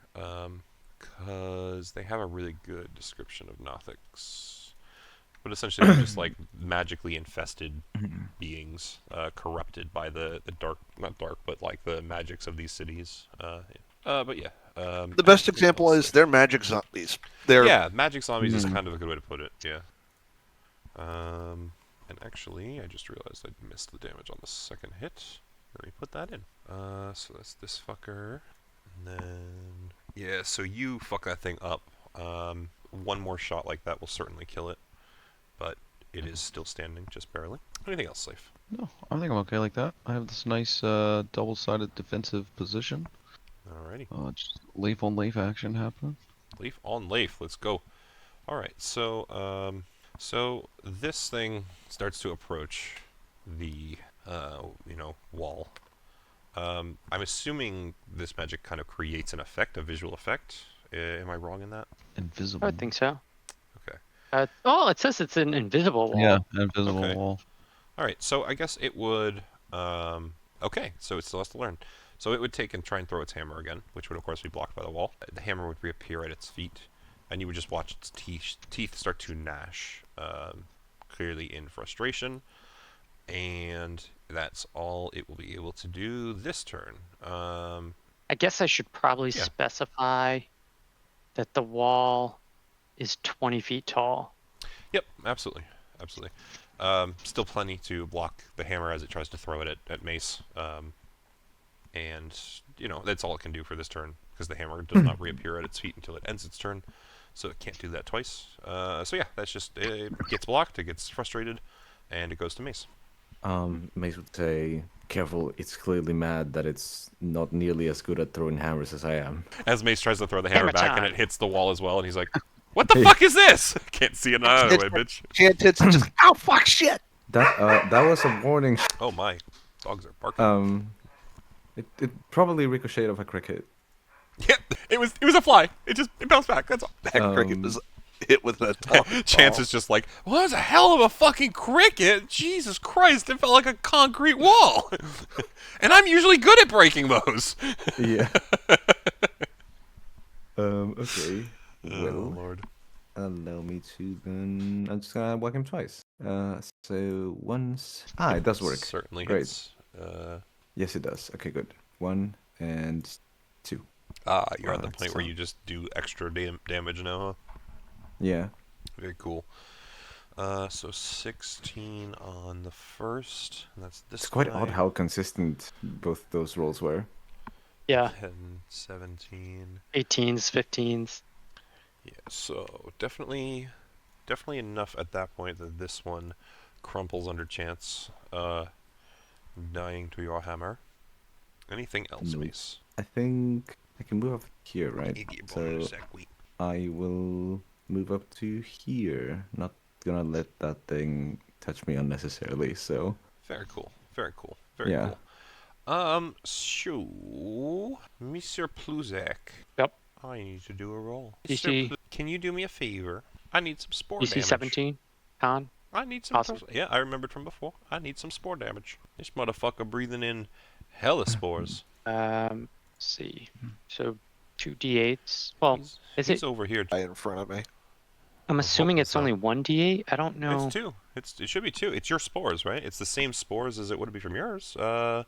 As a bonus action, while it's active, Yeah, it you takes can Halo hurl of Spores damage. Yeah. Yeah, Okay. So 2d8s. absolutely. Let's see. 1 and 1. Let's go, baby. That's 1 Ooh, and he's 1. got a 6 and a Not 4. bad. 10 fucking damage. I will tell you that basically halves this thing for what it has left. That's awesome. And if you did potentially exactly that much damage to it again, it would die. This is awesome. This is awesome. I like seeing Pluzak's build. I like the spores being more powerful now. More damage Like, than anything yeah, I've ever because, done. well, especially Yeah. because it's like, well, there's that, but like even just the consideration of you literally have been building the spores as such a feature of your character this entire campaign. Like you absorbed a mushroom man into you and changed your name. You know what I Yeah. mean? Like it literally is part of who you are. So for it to become such a powerful feature in your kit is like, good. This is good. Yeah. But it will start Works. its turn. It takes its damage and it's going to claw out at you, Kara. Let's see. It will certainly not be able to damage you with the first. I believe it will hit you with the second. What's your current AC? 21. Oh, so it will not. Okay. We will have the further one do another Rotting Gaze on Kara. So that's a con save from Kara. I need to go back to your wall. Invisible wall. Do I get the bonus from Mace? Is he close enough? Yeah. Then It's that fine. should You, be you, in- you pass anyway with 13. You're good. All right. So I think this is a magic ability, which means it can. I think it can pass through the wall because all it requires is sight. It can block ghosts, but I don't think it can block a magic's effect, as far as I can tell. Am I reading that wrong? In anyone's argument for the invisible wall? What about it? Force. Yeah, for Wall of Force, does anyone disagree with the fact that if something is a magical effect that only requires sight, it would still be able to happen on the other side of the wall? Well, I'd say that would work because teleporting spells will let you get through the wall of force. Well, I think it depends, sort of, because like the whole blocking ethereal travel, that could be read certain ways. But I think if it's just like a magic ability that does a thing by line of sight, it should still pass through, right? Does anyone have a As Yeah, long as it's not a because- projectile, it should, yeah. Okay. Right. As long so if it's like fireball, right? I don't think fireball would pass through it. But Right, if you're right. creating magic on the other side of the wall, yeah. you're It's it's the pulling same it thing in that there. just happened to Kara. It's a Constitution saving throw by a creature, as long as it can be seen by the Nothic within 120 feet. So I believe that still passes Yeah. through the wall for the other two. So the I other would say two so. will have Leif himself and Valine, I think, do the con saves. And that will be Okay. all the Nothics. It's just as always one of those, I prefer to have the conversation on whether that's, someone reads it another way. Damn, look at you two hitting the same number. High five. Alright. Yeah. So definitely half damage for both of you. Leif came first. That's 18 halved to 9 necrotic, and 16 halved to 8 necrotic for Valine. And that's all that they can do. Valine's turn. This concentration? Yes. Okay. I would assume so. Yeah. Valine is gonna tell Kara, I think it's best if you fly over the wall to attack these guys. How high is the wall? 20 feet. 20 feet. Step over the wall, hop. Maybe you don't have to fly. At my current height of 40 feet, I don't know if I'm scraping the ceiling right now. It's a good question, but I believe you is. guys have a fair bit of space here under the tower. I thought as much, yeah. You yourself, though, are 20 feet on top of it, so that actually becomes kind of a good question. Let me get back to there. Mythillar. Okay, so the Mythillar itself doesn't specify. Let me go to the map. Let me see what I can judge on the map here. Because I could technically hop over, like just stand over on one side of the wall and stab down at people. Yeah, give me 1 sec. I just don't know if I can go over it. So 20 feet on this map is about 80 feet. I think you have about 80 feet worth of ceiling here. Okay. So if you're flying over a 20-foot wall and you are 20 feet, you should still have 40-foot clearance to the ceiling. I don't think that's going to be a problem. But I'm currently 40 feet. You are currently 20 feet per side, correct? Yeah, but height-wise is 40. No, that's what I'm saying. So the ceiling here is 80 feet up. You yourself are 20 across. The wall is 20 high. So at max, even if you were standing tiptoes on top of the wall, you're like 40 feet up-ish, 45, something like that. So there's still another 35, 40 feet to the ceiling. So you should have plenty of room, by my judgment here. Actually, though, I guess that's a good point. So it's definitely smart of you to have all flown down the tower in one go, because I just realized I didn't look at the key for when I was measuring that, because that would have changed things a lot. Because it's 50 feet is 200 feet on that map, and I just realized. And the balcony is 100 feet up. So it would have been 200 feet Kara would have had to travel. So even at 80 feet per turn, it would have been 4 that would have turns. took forever. 4 turns each way, essentially. Yeah. So smart of you to go down in one turn. In one go. Yep. Yeah. Alright. So who's up? Still you. Still not you, sorry. It was just Valine, and then it goes to, I think, you. Yes, that is correct. No, Valine didn't go. No, Valine didn't go. It's just on Valine. Yeah, I just realized at the same time as you. I was like thinking, what did she actually do as an action? Yeah, she was telling Kara to go over the wall. Yeah. So she'll touch on the closest Nothic. So this one here. Can chill? Yeah, should be able to. Same way that its effect went through. Yeah. Yeah, because it says that I create the skeletal hand. Absolutely. In the space the creature is within range. I agree, 100%. Shield 16. So that was that one. So we'll call that one you. 16 will hit. 18. 18 necrotic. Damn. Do they have any sort of necrotic resistance? That's 2/8. Interesting. Okay. So 18. As you heal it. Yes. As I heal it. No. It's taking damage of some sort. Alright, good. I think the only one that can be healed by damage here right now is actually not on their team. Yeah. Right. What do you mean, yeah? Hold on. What can Mace do? No, nothing. Just I think that's it. That's it. Alrighty. Stop there. Now it's Kara. There you go. I'm gonna swat at this Nothic. Mm-hmm. So even if I miss, I can walk past without getting opportunity. Yep. 16 will still hit though. And that guy's pretty fucked up. I don't think that you can. 25 damage. Yep, he's definitely dead. So this bad boy keels over. You watch mushrooms immediately start to grow on his body from the spores. I can technically get over the wall, but I don't think I can land anywhere over there. You would kind of be like flying above the wall, if anything, in my opinion. You'd like kind of be up above it, right? Because you're flying at the angle up to the top of it, and then you go fly down next turn. Does that make sense? So that would put me right about there. Yeah, so you're just kind of like hovering up above it, in my mind.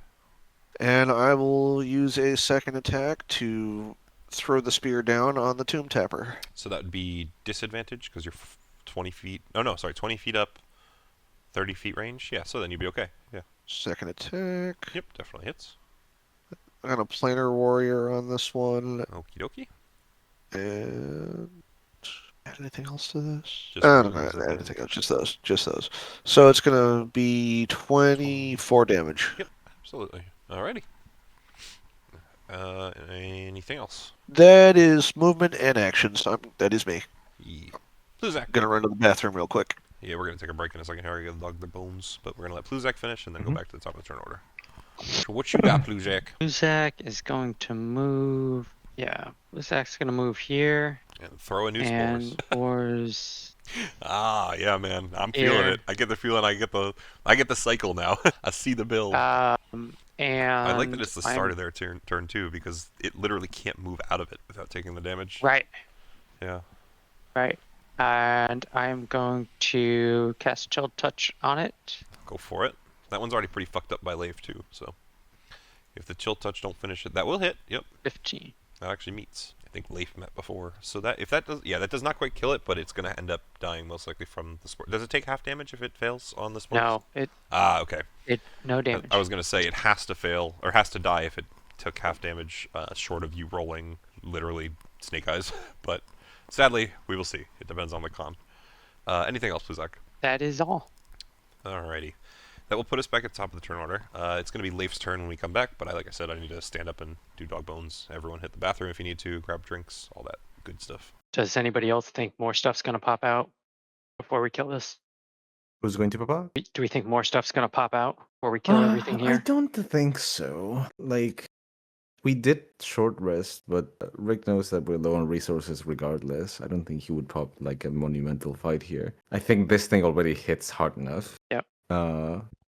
I'll be right back. I gotta solve some technical issues. So I mean, I don't think more stuff's gonna pop out, but you know, never. There's no certainties in this game. That's very true. I am interested in how the rest of the campaign is going to continue because I mean, relatively speaking, it sounds simple enough, right? We just, spread the news that all's gone and then go chasing after the hex. But even though we've mostly neutralized its reach, we are going now back into its game. I don't know if people have forgotten about that, but that zone of influence that it gave us, we're just kind of walking right back into it. Oh, you mean for the hex?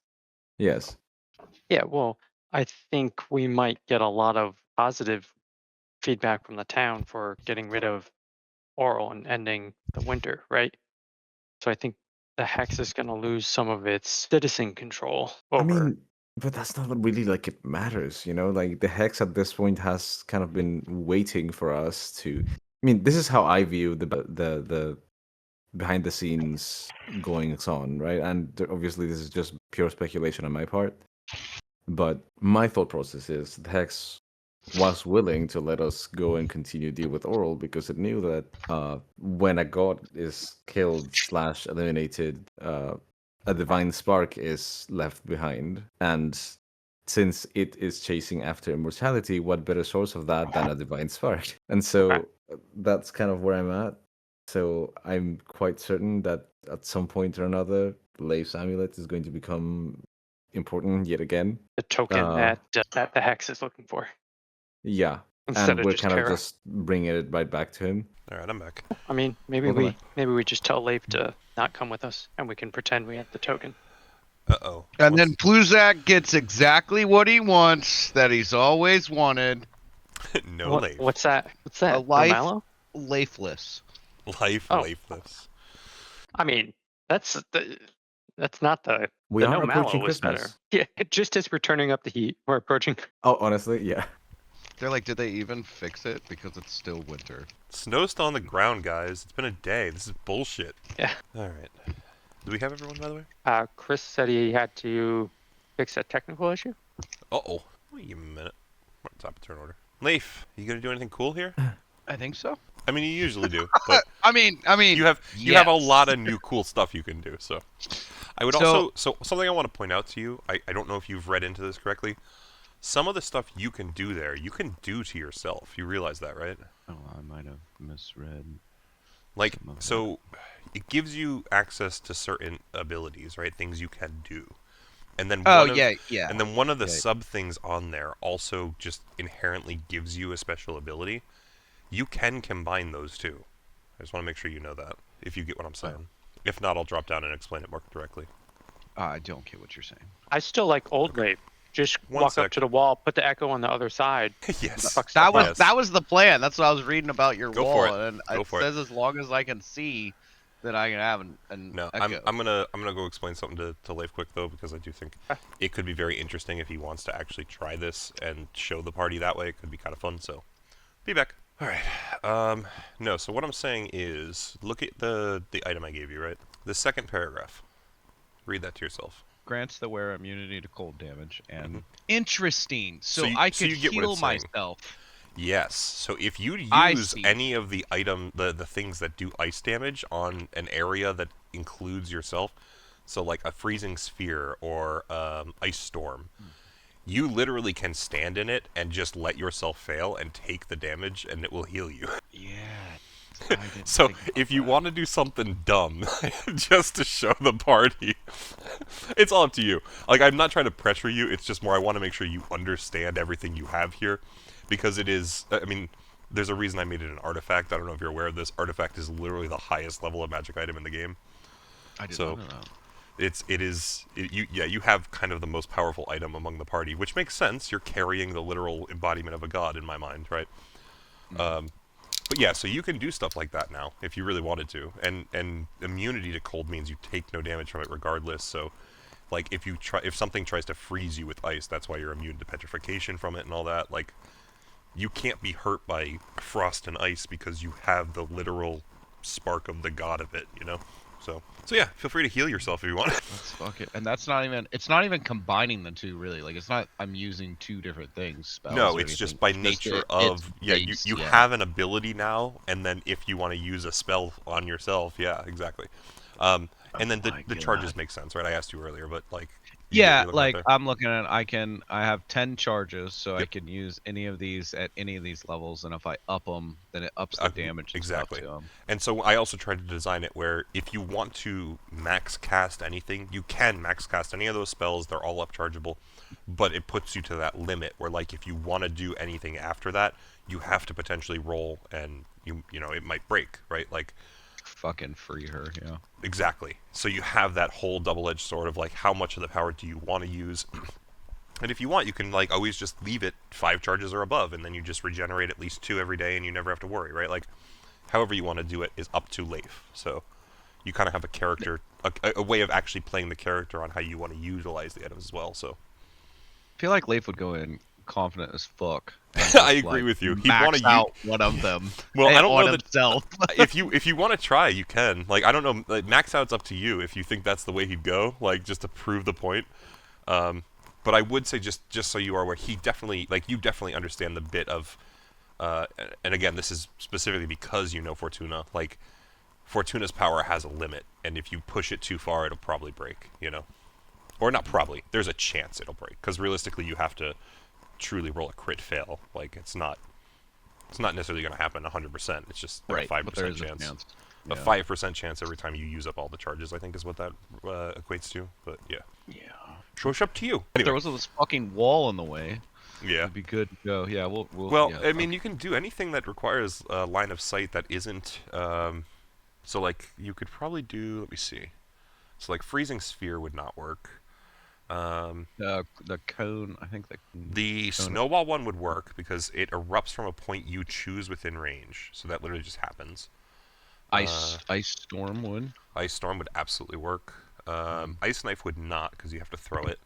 Cone of cold would not. You have to throw it. You could armor of Agathis. By the way, I didn't realize that this does cold damage, and I'm so glad it does because I think it's so like this to me is a Leif thing. Like, I feel like Leif would be the one to be like, yeah, no, fuck it. I'm just gonna make her protect me. Just like charges himself up with ice and just like, fuck all y'all. Like, stands there just strong, like a strong man pose, just letting people hit him as they take damage, you know? Yes. Fuck. But anyway, hopefully that clarifies things. And, you know, we'll let you... At this point, I'm gonna let you develop that item. Like, however you want to show the party what it can do and however you want to utilize it, that's for you to show the party and them to learn, you know? So. We still have a decent campaign, like we're not. Yeah, no. So at this point, just to clarify, at a minimum, you guys are going to be leaving this city, going back through the ice caves to the 10 towns.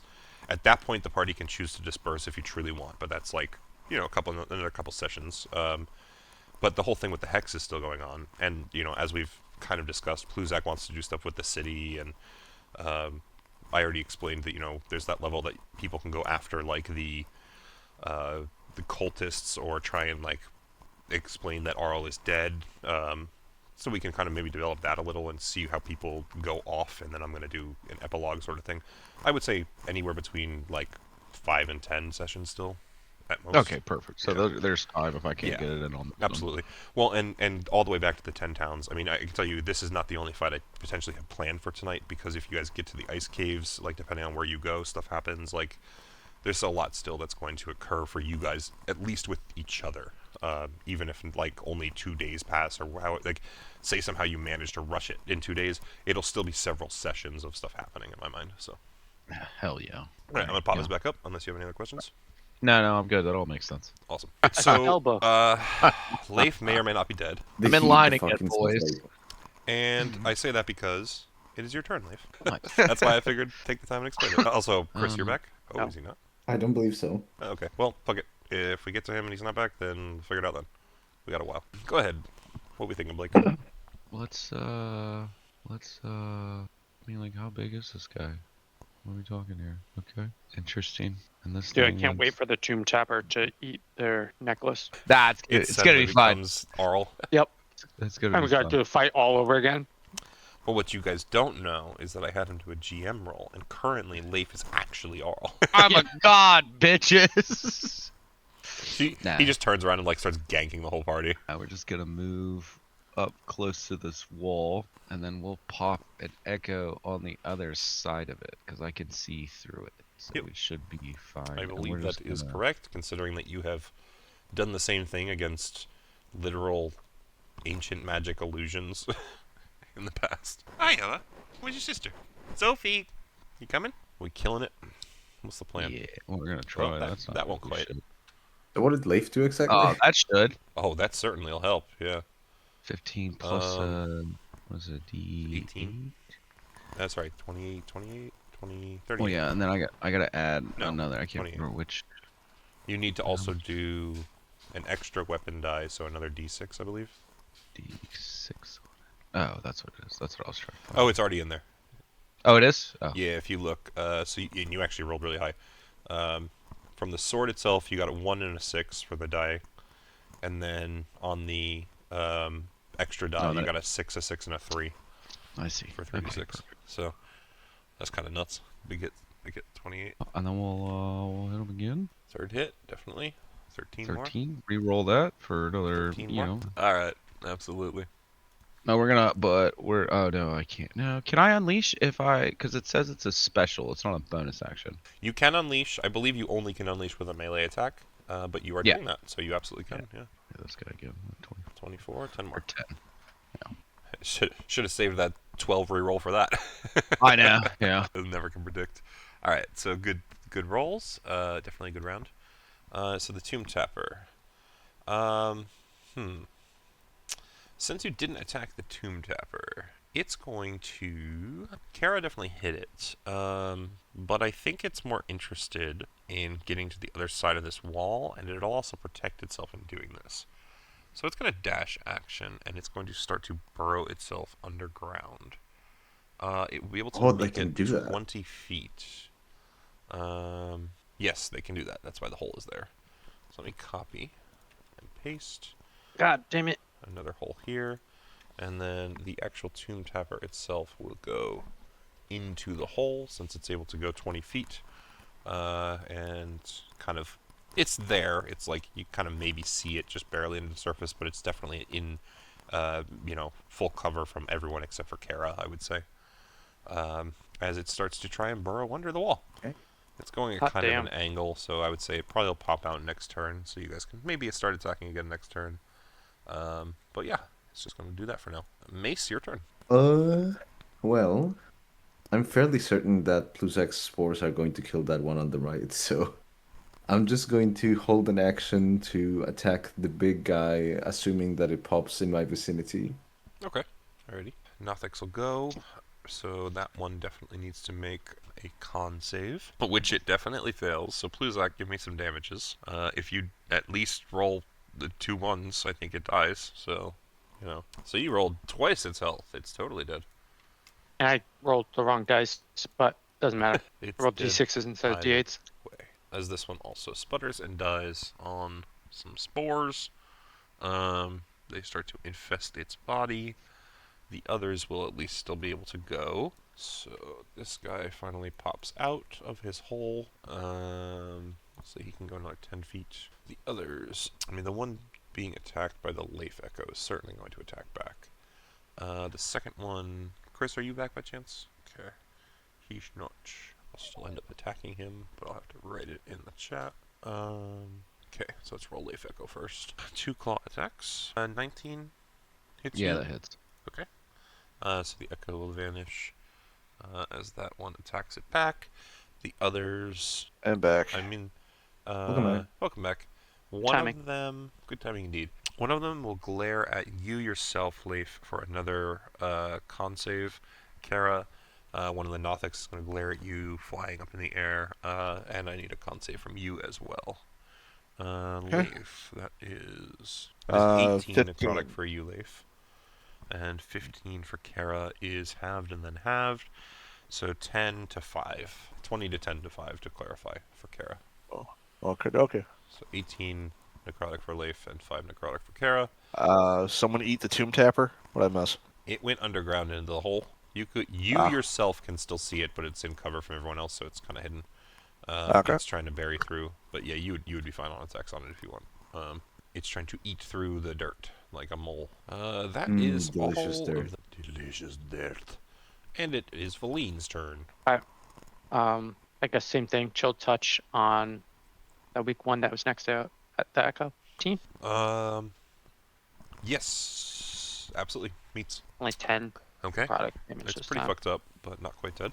Anything else from Valine? Yeah, she's gonna move right here.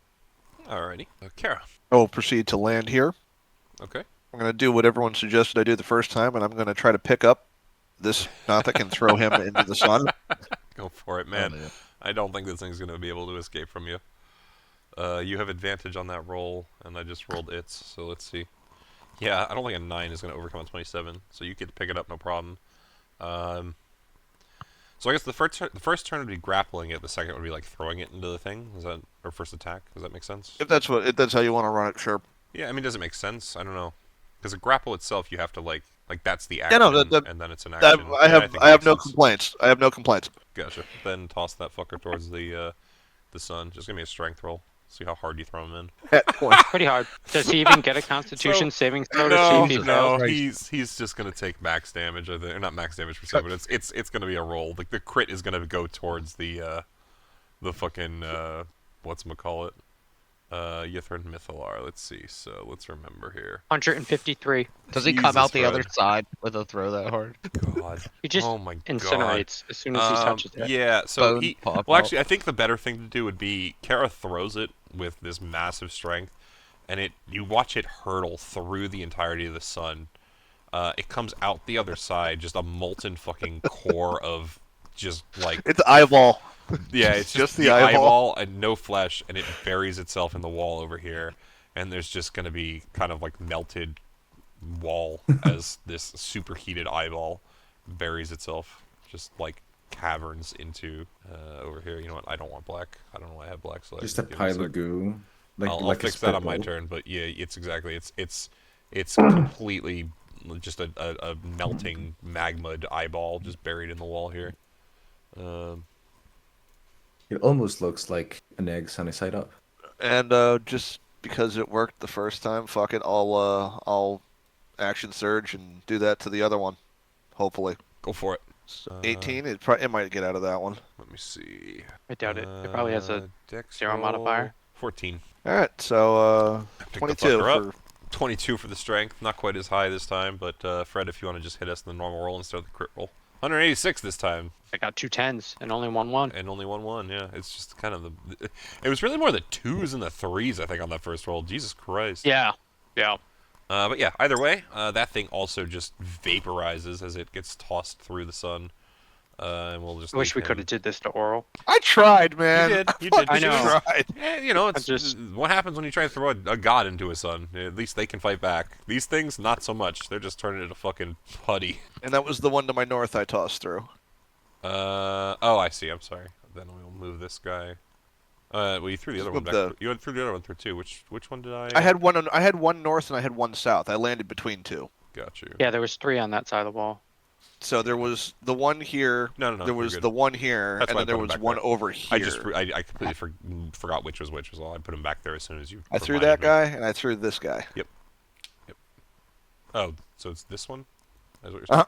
Got you. Yeah, Okay, it's I like see what you're here. Oh no, yeah, you're right. Got you. Okay. We go from you having thrown these 2 people through the fucking sun to Pluzak. Still find it quite fun that you had a damage number for the Mythillar. It's on the Mythillar sheet. That's why Fred is rolling it. He had. I gave. Yeah. Since it's only Valine who has it, I gave him access to that, like magic item. So yeah, it's fucking crazy. It's also like a DC 22 con save. It is. Yeah. It's basically, you know, the little thing that you have, your black box. Yeah. That you built off of the whatever it was. Yeah. This is literally like the big version of that thing. Like. Yeah. Okay. Makes sense. Pluzak's going to move there. The bonus action, he's going to throw the spores here. Okay. And he's going to take the dodge action. Alrighty. Goes back to Leaf. I mean, chilling like a villain. I mean, this guy's still alive, I guess. So we'll try and kill this guy since I don't know where that other dude is currently in the ground. So we'll smack this guy. Pick him up, throw him into the Mythillar. Too late. You can try. He's dead. He still has two attack actions. He can grab it and throw it with the other 2. 13 will not quite kill it. It puts it on the last legs. We're gonna do this. Damn it. Missed it.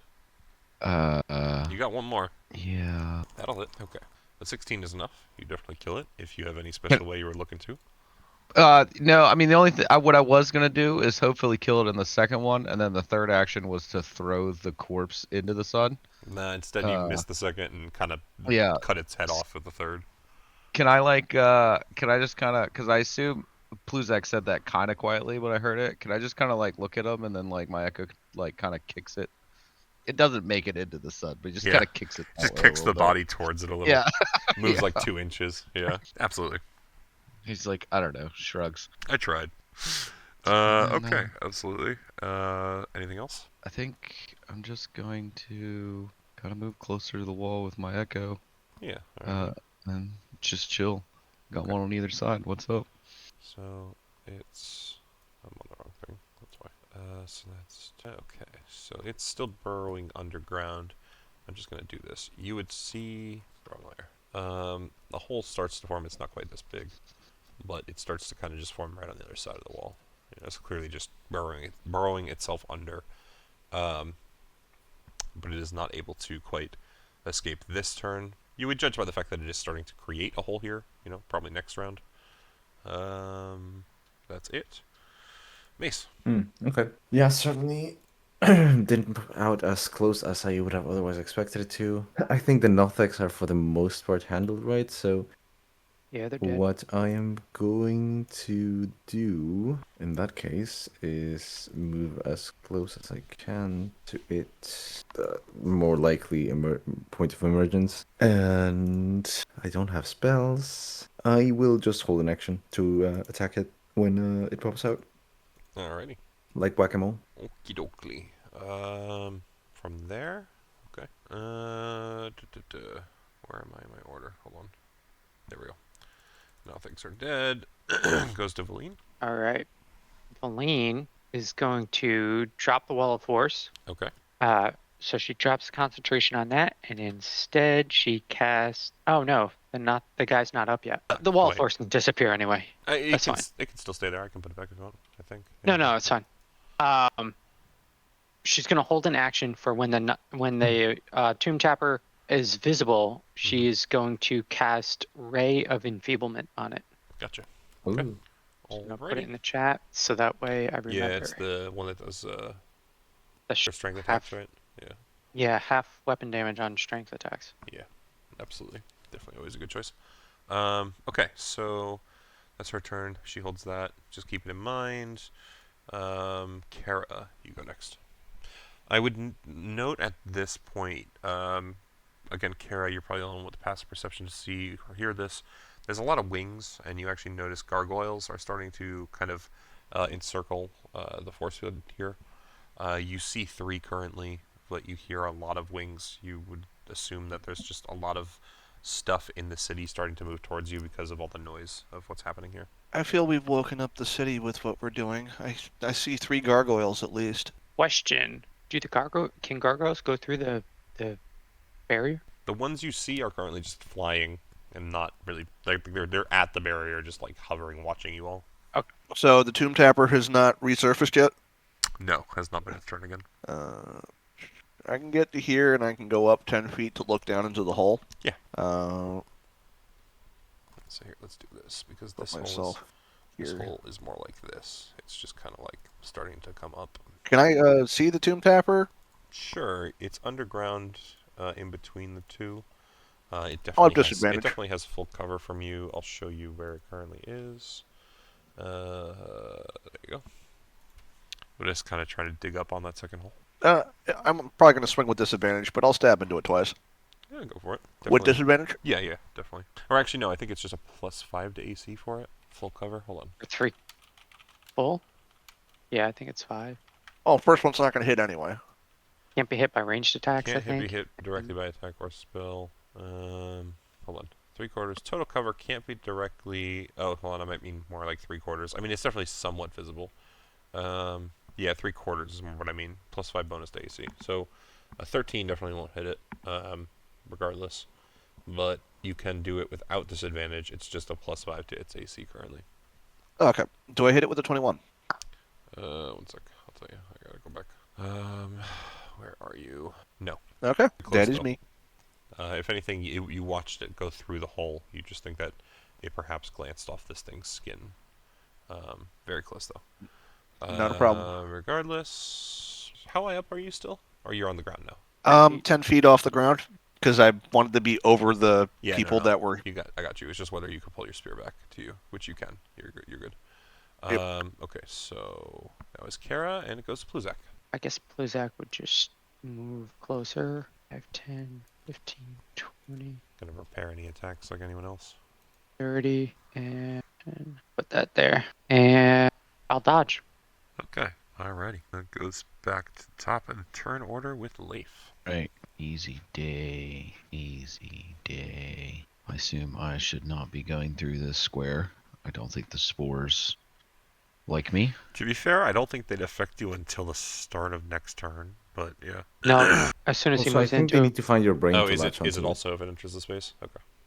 Yeah. They would just latch a slug. It's smarter. We'll just go down here. That's fine. Go in. Do you want The Last of Us? Because this is how you get The Last of Us. Yeah. You're kind of right, though. And I mean, I'll that's just kind of how Pluzak's been doing his zombies. You just don't know it. Or his Yeah. Here too. skeletons, right? Or at least that's been my headcanon. Yeah. Yeah, pretty much. Look, guys, I can make my zombie do this clicking noise. If you see any girls who are immune, let me know. I need to kill them. And look at this nice flowery spore around its head. Yeah. All right. So So if I hold a dodge action, that's my reaction, right? So then I it can't uses use... your reaction to delay your action, which is a dodge. Yes. So okay. But yeah, So then that would be. both your reaction and your action. Yeah. But then when it was back to my turn, I would have my action. Reaction back. Yeah. Yeah. Both of them back. Okay.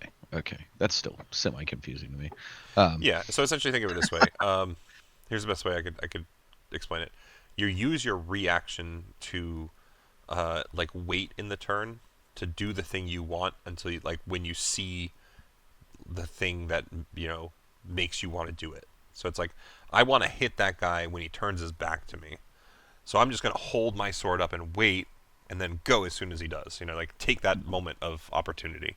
So it's just like an opportunity attack, but with a specific occurrence. Does that make sense? It's an opportunity reaction. Yeah. It was an opportunity. Okay. Yeah, it's an opportunity, whatever you want it to be. Okay. Okay. Well, I guess I'll just hold the dodge action. You could just take a dodge action, and then you can keep your reaction, because the dodge just goes until your next turn. Yeah, Oh, it okay. goes throughout. Yeah. But if you wanted to say, like, wait to swing your sword at this thing, like, you could hold the action to swing at it for when it pops out of the hole. So, you know, that could be, you know, again, kind of your opportunity attacking at a specific opportunity, if you want to try and do that instead. It's your call. Dodge is still And then when it went back to the top of turn, or back to my turn, I would have all of my stuff back. Like, yeah, so it only holds it until your next turn. So as soon as your next turn happens, all the stuff that you said you were holding goes away. It's just if it happened, you were smart and planned ahead and won the chess game. If it didn't happen, you lost the opportunity. It just was a wasted turn. Okay, well then, yeah, let's hold an attack action, and I'll just swing at this guy with my sword. Okay, if he pops absolutely. Out. Yep, absolutely. So if he pops up in range for you to attack, then you have an attack action held. Okay, so good news, Slave. After your turn, it becomes the Tomb Tapper's turn. It certainly is going to burrow its way out. Trying to make sure the holes are about the same size again. So let's put it up to here, to front. It's going to kind of climb up through this hole. Definitely becomes available. Mace, you said attack it if it comes in range. It's going to still be in like this space. Do you want to throw your hammer? I would count it if you want to do something like that. But I know that's only one attack for you usually, because then Chance has to walk back on his turn, which is well. I mean, turn, held attacks are always just one attack, regardless. I don't do it that way. If it's melee, like I'm going to give Leif his whole held, because the reason I personally like doing that is it takes your whole reaction. So to me, if you're smart enough to say I'm sacrificing this thing to delay my action, and it does happen, then I'm going to just give you that whole action. You remove, because like Leif would not have been able to opportunity attack if something happened. Like right. And I like spells fizzle out if you hold them. So I feel like, well, you know, if you're going to have that level of responsibility to a held action for like a spell, I feel like it should kind of be the same for an attack, because it's like you lose opportunity attacks near you if something happens, but you also maybe have the opportunity to do the full attack by doing that. So I'm a little more free on it. So again, if you want to do like a I know you do Booming Blade sometimes. Like you can do a Booming Blade opportunity attack here if you want, because you did the held action. I'll give you the opportunity to use your kit. I don't really care. Yeah, that makes sense. Thank you. It just feels like it's more chess that way. Like you actually have opportunity to do something with a held action instead of it just being a stopgap, essentially. In my mind. 100%. But yeah, so go ahead and roll whatever works for you. Leif, you as well with your Echo can go ahead and attack your 3 attacks. Kara, were you holding? No, you used an attack on your turn, and Pluzak's dodging. Valine, actually. Valine said she was doing something if he was visible. Yep. So all 3 of you can do stuff. All right, is he going to take spore damage? We got Leif or is he doing... it will do it on its turn, which is now technically... I'm going to do all the held actions first, and then it'll go into its turn. So... Leif, you will hit it with all 3. So give me 3 sets of damage, however you want. The Booming Blade definitely works. It has to do a saving throw, Mace? No, if it moves, it just takes damage. It's just the movement? Okay. So what does it take? Okay, so the Radiant Strikes is just throwing me off because I'm just not used to it. Okay, so let's go down the list here. So the 22 certainly hits. It's going to be 23 from you. And then Leif starts to carve into it with his Echo for 45 total. Is it not the 15? No, 44. No, I tried to re-roll the last one, which was 15. Okay. 15. Thank you for being honest about that. Still 44 damage, which is pretty fucking nuts. Yeah. And then Valine is going to roll... Ray of Enfeeblement. So make a ranged spell attack against the target. On hit, the target deals only half 12 damage. is not going to be quite enough. Yeah. But that was only a held action, so she will, when it hits her turn again, be able to try something else. Yeah. So that was at least a good shot. Okay. So then the Tomb Tapper kind of comes up out of the tunnel, enough that it can at least do some stuff near it. Leif. Constitution saving. Yeah. Good. Thank you for calling me out on that. Let me see here. It will pass on that one. Is that half damage, or is that no? No damage. Okay. Oh, interesting. So I'm going to make a kind of a judgment call here. So Tomb Tappers sense magic. We've kind of made the clarification in the past that Leif's Echo operates a little bit different from magic. It's kind of like a time distortion ability sort of thing. Yeah. But Leif himself has a lot of magic items right now, and honestly, probably has the most powerful magic item of the party. So seeing as the Tomb Tapper craves that, it's going to go for you yourself over your Echo. I was going to do a roll for it, but I think it actually makes more sense for it to go for the magic. It's going to reach out and try and claw you here, Leif. So let's see. If it hits successfully, I'm going to use a reaction to Runic Shield. It will hit. So where do you want to move that to? Or actually, the Runic Shield just blocks it, or is it a reroll? Remind me. Just reading it real quick. Yeah. Runic Shield. When another creature you can see within 60 feet is hit by an attack roll, you can use your reaction to force the attacker to re-roll the d20 and use the new roll. Okay, so re-rolling. Re-rolling will still hit. Okay, I tried. No, absolutely. And I think that you get like a proficiency bonus of those per short rest or something, right? Like it's totally worth just throwing them out there. You get a number equal to your proficiency, and you get them back on a long rest. It's a long rest, but you still have like 4 of them, right? It's kind of nuts. I love that ability. Right? I remember it.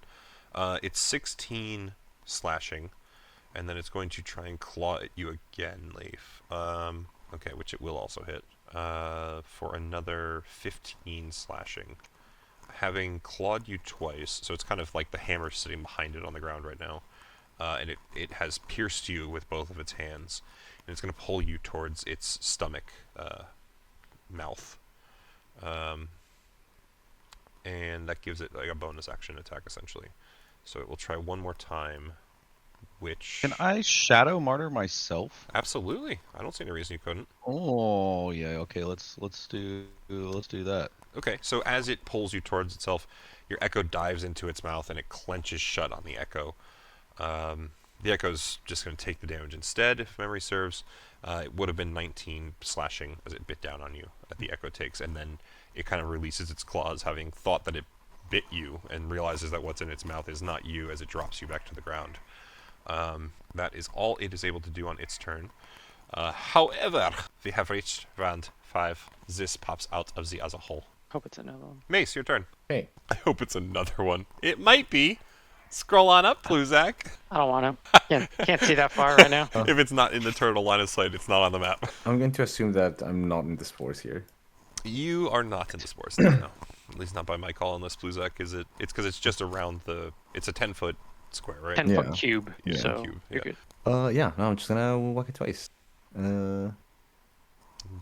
So one. I don't think that hits. It does not quite. A little short. Yeah, okay. And twice. Oh, Jesus. Ooh, that also does not hit, for sure. Chance, if anything, is going to do a con save. I need you to do a con save for Chance, please. Ooh, sure. Because you're swinging him through the spores, and you crit failed, he might, even though he doesn't breathe, the spores might try and take hold of him. Okay. If you crit fail a con save on Chance, Chance becomes controllable by Pluzak. He does get a plus 4. Awesome. So. He does take damage, though. So Chance has like an HP pool, by the way, Pluzak, so I need some damage. Wait a minute. Doesn't he get... Oh, you already gave him +3? No, doesn't he get... I guess he would get the aura. No, he gets true. He gets aura, the aura, so that's true. So it would be a +5, throw. but it's still less than your saving throw. Yikes. This is the first time Chance is taking damage, and I'm actually really happy. I feel like there's no better way for Chance to take damage than be swung through spores and Let's do it. Start just hacking up a fucking metaphorical lung. Jesus. Yeah. Oh my god. Best rolls. I'm laughing too hard. Yeah, not the greatest rolls, but I still like this. So Chance takes his first 3 damage ever, and Mace, he's just like, it stings. You deal with this all the time? Comes into the realization of how bad pain is, even with 3 damage. Oh, I thought he just meant Pluzak, how bad Pluzak is, or... Why not? Yeah. Both. Well, that's funny. It's showing up as Durforce when I do his rolls. Interesting. Interesting. Yeah. Kind of. Yeah. Except it's your hammer, and it's emanating from, like, between his, the split in his haft where his legs are, you know, like a fucking squid or an octopus, you know, coming from where the cuttlefish's mouth is. Anyway. Not the greatest rolls on your part, Mace, but nope. It has to happen. That's about the best we can offer on this round. We'll see what happens next time. It does go to Valine, so got that going for you. How damaged does this one look? I know we really haven't hit it. It is certainly bloodied. No, you've still done a lot of damage to it though for how much you've hit it. Certainly bloodied. You would still though believe it's not near its last legs. It's going to be a bit before it's dead. Okay. So we're gonna do this and ranged attack. Yeah, I don't know why this didn't automatically populate in my attacks. It's kind of weird. Let's do it this way. So, hit 2d8 poison and the poison condition. Nice. Not even a roll on their part if you hit. That's kind of cool. Oh. Damn, dude. A 2 and then a 3 is fucking harsh. Yeah, because I'm not rolling off her sheet. That's the problem. Yeah. It's not auto-populating, you said? That sucks. Yeah, it didn't auto-populate the attack, so I gotta look at the spell. Yeah. Alrighty. Yeah, that's why. It's that spell card. That should be attack. There we go. You want to try again? If you think you fixed it, we'll see No, that's fine. Alrighty. She any bonus actions? stays where she is. Okay. No bonus actions. Gotcha. Alright, so the gargoyles are still kind of starting to swarm around the force field. You still only see the 3 for the most part, but again, Kara, you certainly hear other wings closing in. Kara, it's your turn, so. I get the distinct feeling that these things have made a way in for everything else. Kara will crack her knuckles and grab onto the back of the tune tapper and attempt to shove it into the fire. Okay. This thing definitely has a better chance at resisting you, but we will see. This is done at the straight roll, correct? Yes. I believe. Well, no. I mean, have you used a Giant's Might since the start of this fight to actually activate like I an have advantage? Then, yeah, just straight roll, I think. Wait, is this an action? Can I use that? Oh, this is bonus action. Cool. I'm going to use a bonus action to invoke the Frost Rune. Okay. I get a +2 to all abilities and saving throws that use Constitution or Strength for 10 minutes. Okay, so it'll be your roll +2. Cool. I'll just tell you, I already rolled it. You got to beat a 24, so I'm not going to do it with 13 on this one. Okay. But you can still do so with another. 19, because of that +2. It rolled a 19 on die, so it's going to beat you on that one. Okay. Well, I tried. And now that's active for the next 10 minutes. That is definitely true. And you can keep going on that. And if you want to do a Giant's Might, get your advantage on strength checks and shit. That's an action, though. No, Giant's Might's a bonus action, my dude. Recheck that. I could have sworn it was an action. No, Giant's Might's a bonus action to activate the ability, and then you have it for your actions that turn. Double checking. Oh, you were correct. I misread that. Yeah, I got enough Varen on. Jesus, I got enough Varen hours under my belt. I remember that shit. Such a good subclass. Pluzak, your turn. Okay, Tomb Tapper. Tomb Tapir. That'll hit. Hold on. 9. Not good. I didn't realize it was longer. I just saw it in the fucking game log. Yeah. I thought it was still just Pluzak. Nope. It cuts off in the the initiative tracker at perfectly at Pluzak, so I didn't see the rest of it until just now. Oh god. Okay, 22 certainly hits. 9 necrotic. Pluzak Karthus. Yeah. Yep. What were the rules for your name changing? I don't know, but I love it. My species change their names whenever they want. Yep. They have multiple names throughout their lifespan. Based on however they feel they've been influenced, yeah. Fuck me, dude. Not dead. Definitely hurt by your necrotic damage. Okay. That puts us at top of the turn order, right? I'm going to yes, bonus move. action recreate the square. Okay. Same spot, basically, right there. Yes. Cool. Leif. Okay. Leif. Okay. Let's see. I don't know if this works. I don't know how to make this work. I'm gonna try and make this work how I want it to work. And then I'm gonna look at Mace and just be like, emergency, and then I'm gonna make a snowball swarm. Yes. Okay. Finally, it's occurring. Let's see what happens. So, do you want to try and measure it out, or do you want me to do it for you? You know how Pluzak tends to measure his stuff here? I'll do it, here. So it's a 10, was it a 10-foot radius or a 5-foot? 5-foot radius. So it's basically the same I thing as feel Pluzak's square there. Just, we'll make that in blue quick. Hold on, I'll do that for you. I'm trying to hit the creature and myself. Yes, I understand. I know exactly what you're doing here. So you're trying to do it kind of like something like this. Yes, but not them. Beautiful. You want to move it over more? No, that's fine. Okay. All right. I- So, Leif, I'm gonna do this for you. We go here and go to just make sure that you knock off 2 charges. Three. Right? Third level? Oh, you're going up. Ah, I see. Yeah, you actually clicked it. Right? Okay, Did I do that missed it. right? You did Okay. indeed, and I'm actually glad it. I Okay. didn't. I'm not gonna lie. I was not sure how well that would.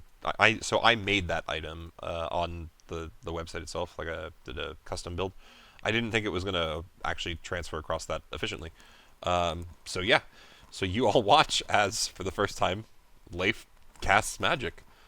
He kind of grabs hold of the amulet hanging from his neck, and suddenly a storm of snowballs starts to hail down upon himself and this tomb tapper. It needs to do a saving throw. Let me go back there. Actually, really good choice of fucking saving throw, my dude.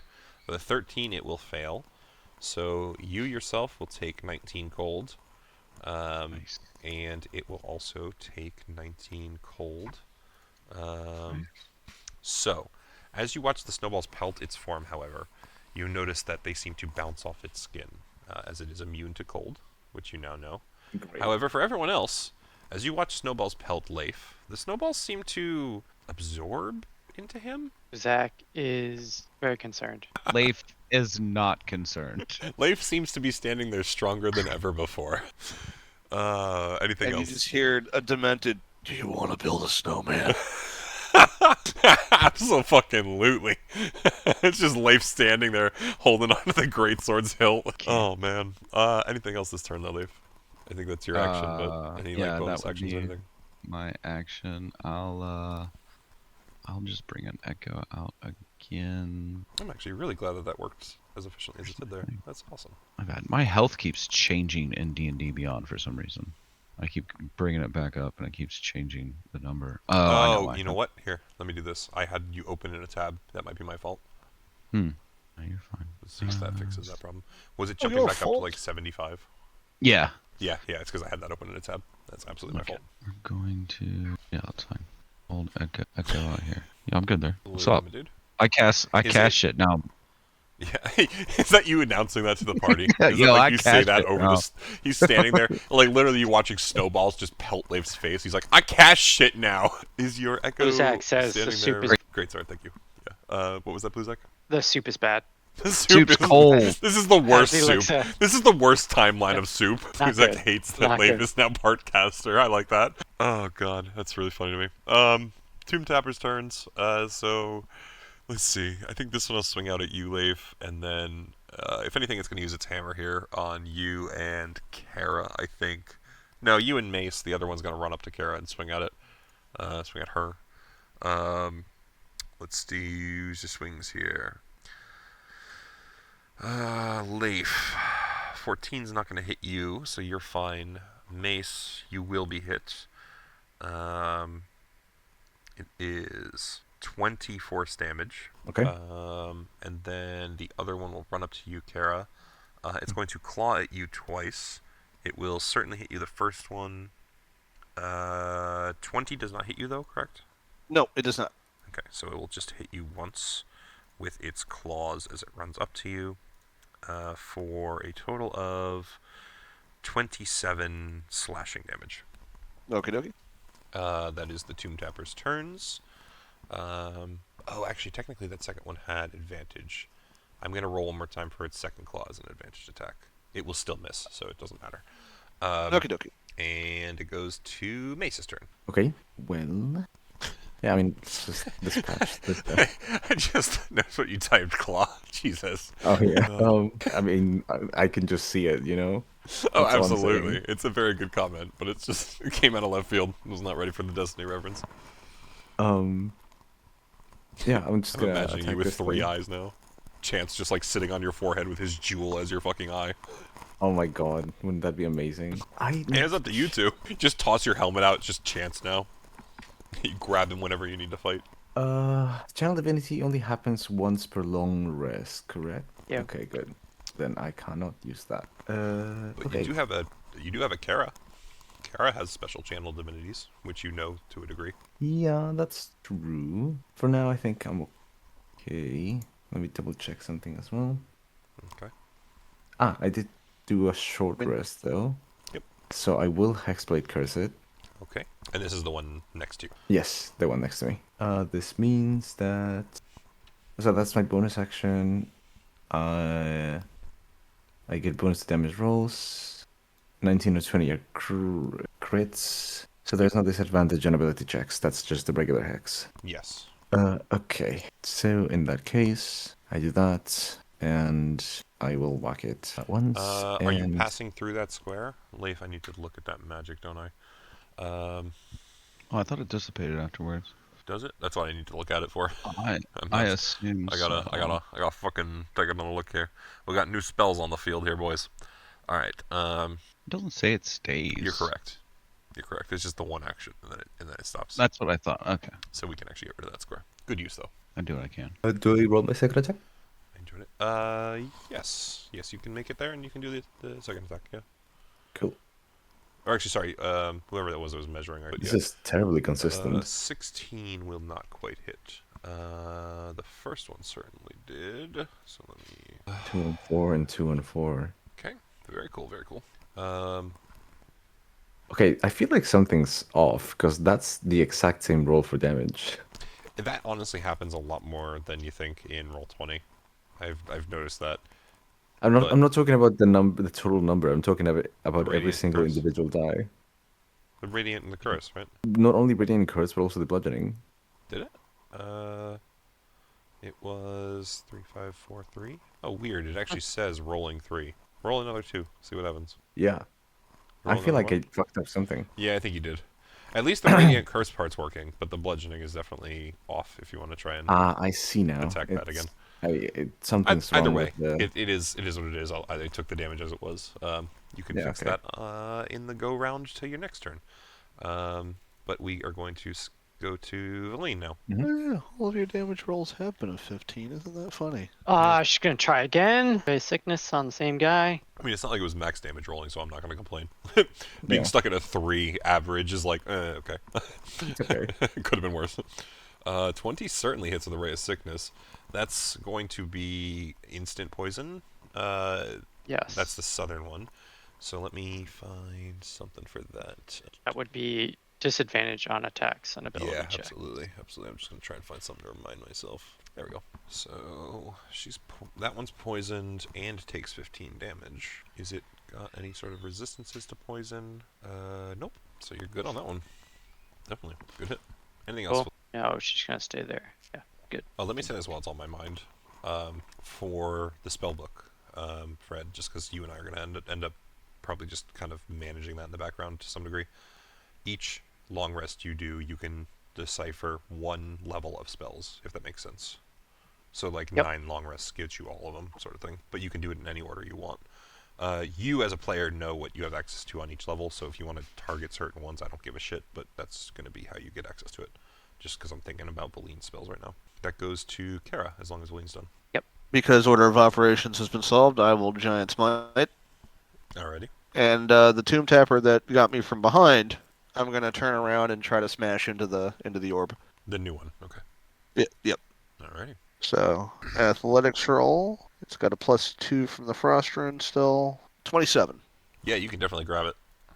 It'll try and struggle against you for sure in going into the sun, but it is in your hands. Attempt to throw it into there is a 21 with the +2 from the Frost Rune. So 22 total, you said? Or is that... Sorry, 21. 21. 21 with Frost Rune is 24, so...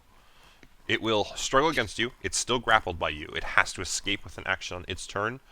I think you already used Action Surge from the short rest, didn't you? I did. Yep. Okay. I was going to say unless you Action Surge, but I thought you already did so. But it's in your hands. It's grappled. Yeah, absolutely. Honestly, definitely the one to throw in there if you can. So until its turn, that's all it can do. You can do anything bonus action? Bonus action was Giant Smite. Oh, that's right. Sorry. Okay. Yep. I have to keep a track of these things. All right.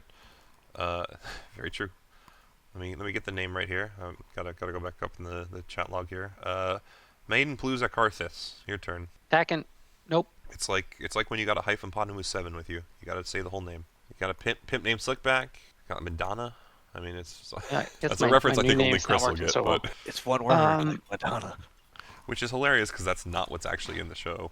It's just us. Oh, I got that from a account named Slick Brass. Oh, is that who did that? That's amazing. I don't remember that from him, but that sounds like a Slick Brass. So yeah, absolutely. I'm done. Thank you, Bluzak.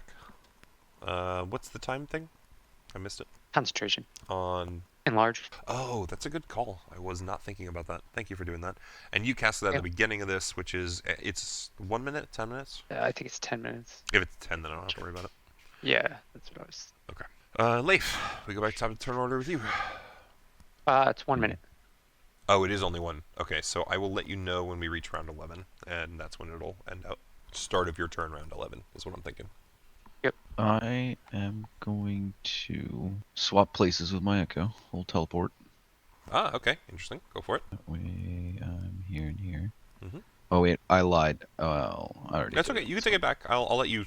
You haven't dedicated to much here. If you had No, what I was- swung in a what I time was- already, maybe, but... No, what I was trying to do... Move it and then tally. Yeah. Go get for it. my move. I don't think it says it has to be so close to me. Where is it? No, it just cost me 15 feet of movement. So I have 30 I can put on. Kara's got the top one grappled or the bottom one? Top one. Top one. One. Top one. North, okay. And then we'll just, yeah, we're gonna come. Honestly, don't even care what happens to me anymore. It's gonna be fine. It's gonna be fine. I'm gonna move my Echo around over here. I'm not gonna teleport. I lied. I'm just gonna attack from my Echo's position now, across from Mace. Go for it. 28. Definitely. Yeah, 28, 13. 28, so that's 13 damage. Is that a 16 reroll? damage. It's 13 Nope, and 16? that's the second. Yeah, Okay. that's the second one. And then 29, 13. We'll re-roll that for 15. And then we're going to. It's very okay, so low. Last legs sort of thing. We'll just unleash. Okay. And try another one. 27 for 9. Damn. How many unleashes do you have left at this point? How many did you 2, use against 3. Auril, actually? I gotta think back. I think you only Four. used I four, had too. 1. I only Yeah. had 1 clicked. Yeah. Okay, So now I have 1 left. And unleash 9 damage is enough. So that No. one at that point dies. Oh fuck yeah! I was debating unleashing or action searching, so right Yep. choice. Right choice. I agree. Still takes a charge, but it's definitely the better one. That's Actually, yeah. So you have 1 unleash left. yes. Is that what you're doing? Yeah. Okay. That's where my count was at. I just wasn't sure. Yeah, I used 1 with It's. Auril I and feel then like 2. there was a thing I watched a while back because when you started using Echo Knight and had it be very powerful, I was like looking into shit just to understand the class better. And one person was like, "Oh, it's easy. You just gotta fucking get rid of all their unleash incarnations." So ever since then, I've kind of kept track in the back of my mind. I've never been able to get you to use all your unleashes. You're very good about keeping 1 or 2 in the pocket in case. You gotta just in case I gotta size up somebody, square up to them, and cut them down. You know. Absolutely. And in this case, you proved why. Yeah. So that guy came over there. That's over there. Let's just move a knight proper. We're just gonna come up here with Leif proper. Yeah, absolutely. Also, there was a point where you were measuring with an arrow, and I thought you were gonna like try and summon a echo like here, and I was gonna basically be like, I think you were here. I was basically gonna be like, yeah, okay, you know what, Dex roll. Let's just see if you fall in the hole, because just the chance of having something funny happen is always good. But anyway, yep. So you move there, fine, no problem. And it goes to the Tomb Tapper's turn. So this one's held by Kara. Let me make sure I can remember what grappled reduces here. Disadvantage on anything but Kara. Yeah. Yeah, you know what? I don't think it understands, because it was not there to watch you do what you did to the others. What you're trying to do to it. So it's going to just go for straight damage on you. With double claw and a bite. First claw will miss you. Second claw will hit you. It will not be able to bite bonus action because it only gets the 1. So that's going to be here for... that's a low roll. That's 11 damage as it just kind of like penetrates your bicep, trying to hurt you. But it's still in your arms, so... Again, it'll try and resist you. It's big enough to be able to try and resist you to throw it in, but you'll have 2 turns technically to try and do that because it is still grappled. However, it is Claw's turn first, so please, Mace, grace us with your action. Okay. Yeah, I mean, Kara's still in the air, right? I can pass under her? Yep. Yeah, about 10 feet. Okay. And she's holding the Tomb Tapper, I guess, probably like 10 feet off the ground. Is that right, Kara? Something like that. Okay. Wait, so does that mean I can't reach You it? can't use melee on it, but you could throw Chance at it. And Chance could probably walk back to you on this turn for a second throw if you wanted to do 2, but you cannot melee straight up. No. Okay. I'll move up to here then, and... Light a bonfire under its ass. Sit I there with would a if I fucking had- marshmallow. Any significant magic left on me? You can't use cantrips, you know that. Yeah. I'll just firebolt it. Oh, Definitely ignore hits. the radiant. Fire damage, hold on. So, much like when Leif hit it with snowballs, you watch as the fire licks across its skin and does no apparent damage. Excellent. I.e., you have found its immunities. Interesting. Both of ice and fire. Curious. Creature of the Underdark. That's the only I Yeah. can probably pause it. Anyway. Okay, or yeah, for that'll be the my turn. Underdark, because it's technically a Netherese creature, just designed for the Underdark, not of. Right. Anyway, anything else, Mace? Is it a monstrosity?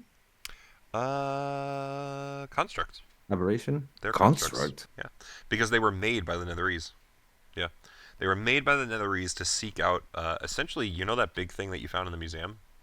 Yeah. These things were made to try and fight them and their spawn, if my memory Huh. serves. Let me double check that, but I'm pretty sure that's how that works. Most notably, the magic devouring funnel-shaped creatures known as the Rim. Yeah. Other creatures targeted include Mind Flayers, Darrow, Drow, and Duergar. So like literally the Underdark creatures. Yeah. Anyway. Yeah, I mean, that's interesting.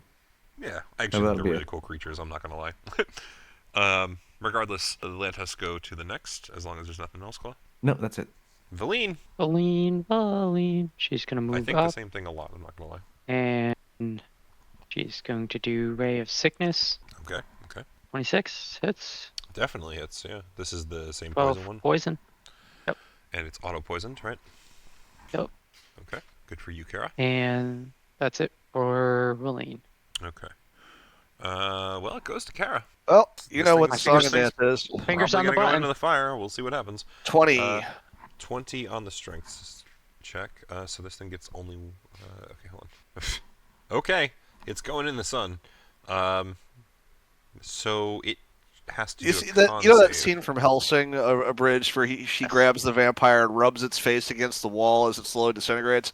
Oh, absolutely. Yeah, it's that's what's happening here. Fred, 22 DC. Yes. Constitution. Okay. Ooh, 24. So that's half damage. Yes. Okay. Yeah. Okay. Half of 174. You say that. Half of 174 Oh, is. no. I'm I actually. still have a gonna- second chance to slam it into the Almost wall. 80? So 80 87. and something? 87. And that's radiant or fire? Is that not fire? Radiant. Radiant. Oh. Yeah, I thought it was radiant. That's why I confused. So it is not bloodied yet. Oh my god. And it's in. Only because it's saved. Not gonna lie. Only because it's saved. If you had hit it with all of that, it would not have died outright, but it would have been about a fucking cunt hair from. So you do have about another that. Kara, to your point. 24. It will still, of course, try and resist you. Not going to be able to resist you. It will do another con save. This con save also saves with a crit. I'm not going to lie. So another roll, please, Fred. If you roll high, it still could Go. die here, actually. Oof, 177 is not going to be enough. Because it will do half.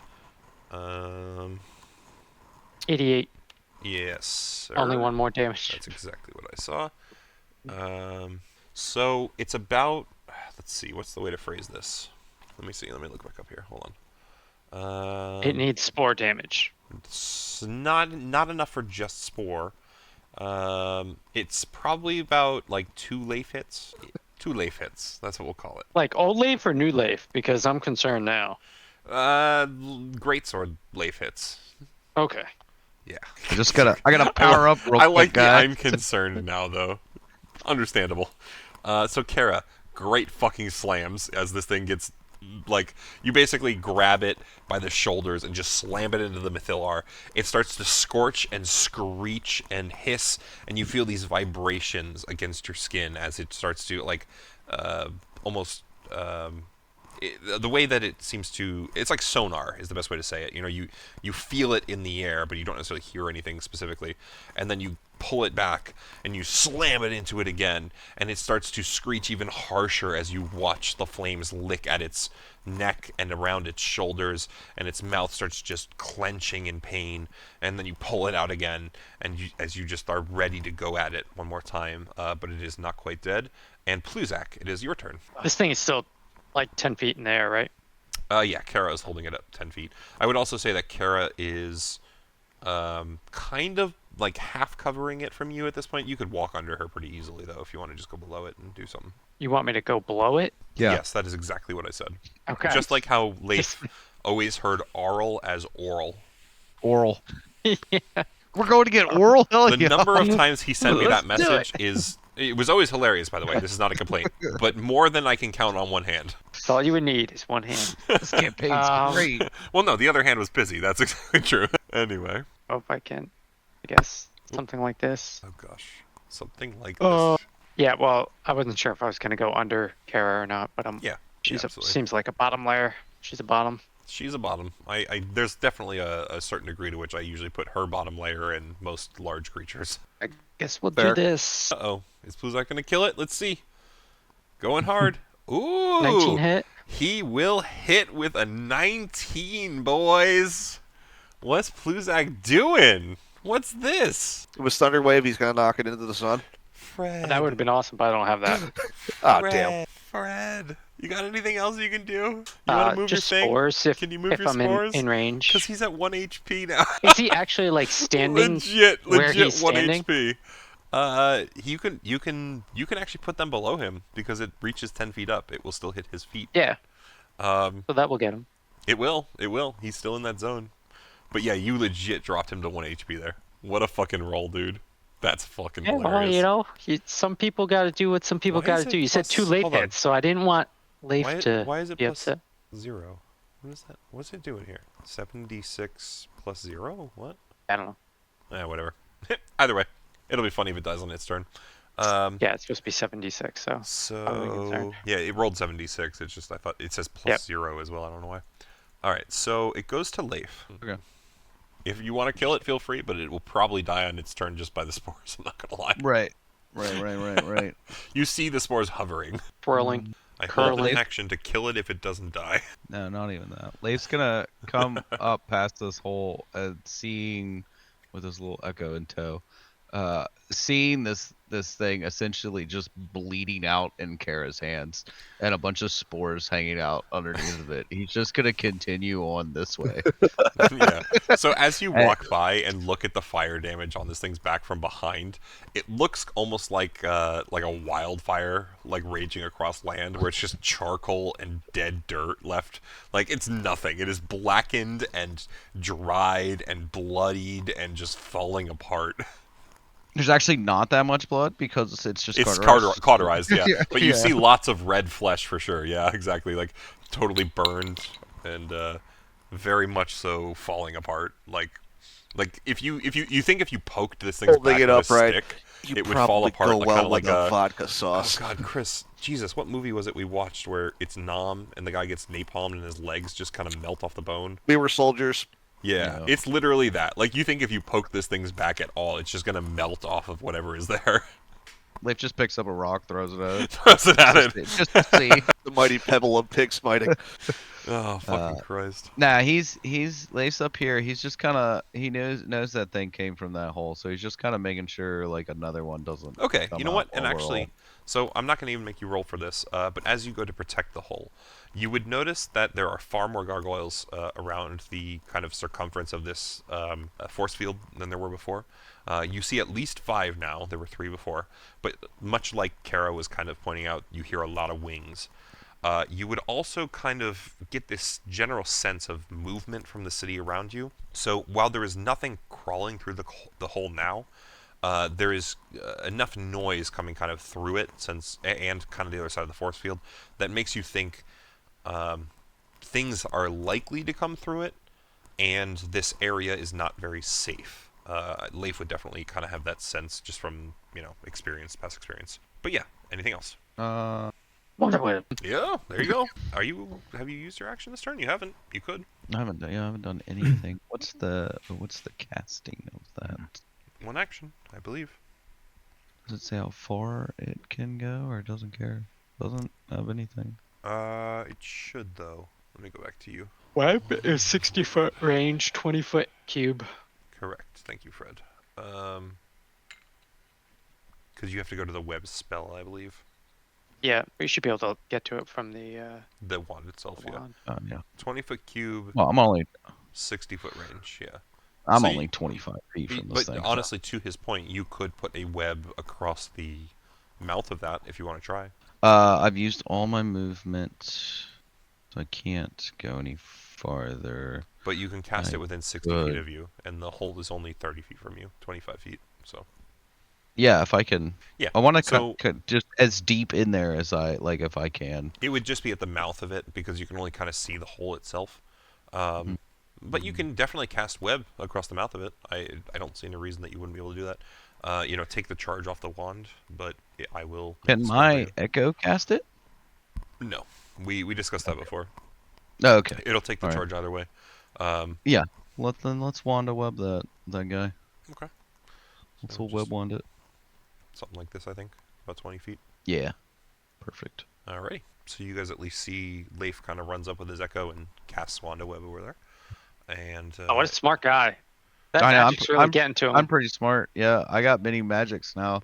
he looks over at you, Pluzak, and just gives you a thumbs up, I feel like. Yeah. It's been enough of a campaign, right? Okay, so, because Leif did not damage the two-tapper, we have to do a con save. It has disadvantage because of poison, and you are a 17, Pluzak? Yeah. So with a 12 on that disadvantage, give me some fucking damage as this thing's about to die. Do it. Yeah. Let's do it. Much better. Absolutely. So 5 damage is more than the 1 HP it had, and this second Tomb Tapper will keel over. At that point, I will tell you combat is ended, specifically because, Leif, you have webbed the tunnel. Other things might start crawling through, but you have bought yourself enough time. I'm just going to let you guys take this moment here and either choose if you want to stay and continue to try and fight whatever might come through. We can do that, but you have a second here to discuss amongst yourselves if you want to leave, if you want to go back up to the tower, if you want to try and leave the city. This is the moment to discuss it and figure it out. So what do you guys wish to do? If you can recast Enlarge Reduce on me for when it wears off, I'll get us all out of here. Yes. And with that, I would be flying out of the city. Like, we're leaving. Okay, so you want to have Pluzak recast Enlarge and then grab everyone and just fly out. Yes. Okay. That's my idea. If yeah. anyone else has alternatives, please suggest them now. I can cast Pass Without Trace. You could. But both of those are concentration, I thought, or is Enlarge Reduce not No, they concentration? are. His point is you could try and sneak out with Cast Without Trace, or you could try and fly out with what you're doing. Oh, Yeah. I could still turn invisible. Yeah, but we can't. Donc quoi? Remember that pair? Oh! I don't know if that would make everyone else invisible, but they'd at least just be floating in the air, which would confuse the fuck out of anything that sees what's happening. So yeah, go for it, man. I would just be like, It's you and your equipment. I don't think that counts other people, but man, that would be hilarious as fuck. Kara's just carrying Valine below her, so it's this like flying turtle, and then like 3 other people just floating another 10 feet above her, just arms out, T-posed. The shock factor. Is that what we're work. doing? I'm kind of cool with this if that's what we're doing. Can somebody put that into an AI generator? I want to just see what that looks like. Like, what's the... Yes. There we go, Oh, perfection. Absolute perfection. Thank you, Claw. I'm glad you found something. Oh, man. Okay. Okay, so let me just ask, I guess, what is the expenditure we're using here? Does Kara get another enlarge, or, like, what's happening? I think the Enlarge is probably better because it requires less... Oh, although there are gargoyles, which can fly as well and attack us. Do you think they can fly as fast as Kara at that size? I guess would be the question. Because ultimately, if Kara can fly at 40 feet and she's this size, it would be, she can move her front edge with you all to 40 feet. And if they can only fly 30, and if you are all dashing, she will outpace them. You don't know if it's 30 or not. That's up to chance, ultimately. It's not up to chance. Well, he says he doesn't want to do that. Thank you, Pluzak. I'm sorry. That's up to fate. Well, that's funny you say fate. Oh Because no! that is actually Pluzak's last name. You didn't really read to the end. I didn't of read it. your whole character sheet again. You changed everything. Oh no! He quickly goes over and just is adding fate to the end of Madame Yeah, Pluzak everything. Naris or whatever. I guess we'll leave it up to Destiny. My son. Thank you, Blake. Thank you. Someone's got my back. No, that's my son. That's my son's name. His Fuck! Robin's middle name is Destiny. God damn it! Oh no! I'm out of options. I'm fucked. And actually, that's Mallow's middle name. Oh Fucked. no! No, Mallow's middle name is Blowjob. I don't know what you mean. Oh. It's I how guess his dad flying got is probably started. better. He named every child after how he got started with that relationship. Just don't ask Serena's middle name. Oh no. Oh, I know what it was. That's one of the things Leif specifically asked. What's your middle name? How were you Why? born? Okay. What was your dad into for you? Jesus. I'm ready to go now. How awkward of a question. You have daddy issues? Let me I solve want to them. understand your daddy issues so that I can further enjoy this. Oh no. Alright, ignoring all of that, since none of it happens. Kara, you're going to Cut fly that. everyone out, I assume. Unless someone else has something else they want to do, yeah, we're just booking it to the exit out of the city. Okay. Alright, so here's what we're going to do. I need... So, you know what? We'll do it this way. You guys have kind of opportunity here. We're going to go back to the overview. We're going to go back to the overview. There it goes. You are all on the Kara icon. So Kara, with about 80 feet, you can fly about 15 feet of squares per turn. However, the gargoyles are at... I'm just double checking. Yes, so they can fly 60 feet a turn. They will be able to keep up with you, clearly. And they will be trying to attack the people on you. However, those of you on Kara will be able to respond. So we're going to try and do this. Kara, I'm assuming that every turn is just going to be a dash from you. Does that make sense? Is that That what is you correct. want to do? Okay. So if we measure out, I believe I did this before. I'm going to do it again. I got this. So we're I at got about this, boys. 50 feet is 200, is what we're going to call it. So every 50 feet is 200 feet. So from you to escape is 200, we're going to call it, just to make it round. And so that's so it's about 800 feet. You can go 80 feet per turn, if memory serves, so it would take you 10 turns to escape. Yes? Yeah, pretty much. And on the Okay. 10th turn, I would lose my enlarged size. So we're we'll landing figure, at that point. I agree with you. I understand 100%. So I guess ultimately my question becomes, and I'm going to stand up because I have to the bathroom again, and are you good to go in another like 30 minutes, Chris? Yeah. Okay. I don't think it's going to take that long. I don't think it will, but ultimately here's what's going to happen. Here's the encounter. It will take 10 turns for Kara to escape. These gargoyles will be trying to assault you during that turn. There is currently 3 of them that will keep up with you. These 3 will try and attack you if they can get close enough, which they will be able to do unless you guys can resist them. I'm going to have you all stay on the same initiative, just because I have the encounter builder already there. If there are spells that you want to use to try and delay them, stop them, hurt them, you can do that. If they can get close enough to attack you, you will be able to attack them by melee, but that will be on their turn that they can get close enough. So ultimately, if there are ways the party can think of to delay them, that's probably your best bet. I will be right back in, a minute. That's all you guys. My only goal is to go in a straight line as fast as possible. Yep. And you know what I'm going to do? What's that? Cast an invisible wall of force. They're going to fly right into it. I'm assuming take damage. And they would not be able to catch up to us at that point. I do Right? have laser rifles extras if anybody needs or wants to shoot that. How big's your wall? It's 10 by 10 squares? It's 10 foot by 10 foot panels. So I can do There's only one I problem can with Wall do of Forest. 50 feet by 50 feet. What? The only problem with Wall of Forest is its concentration. But that's Yeah, Valine it's that would be Valine. casting it. It's Feline. Oh, it's Valine casting. I thought that you said it was Pluzak casting it. No. Well, I mean, when I said I have an idea, it's yes. Controlling. Right. They are Never made does on not break everything. then. Carry on. Yeah. And it says right in it, can be free floating. So it's going to be a 50 foot by 50 foot wall that they're going to just smack into.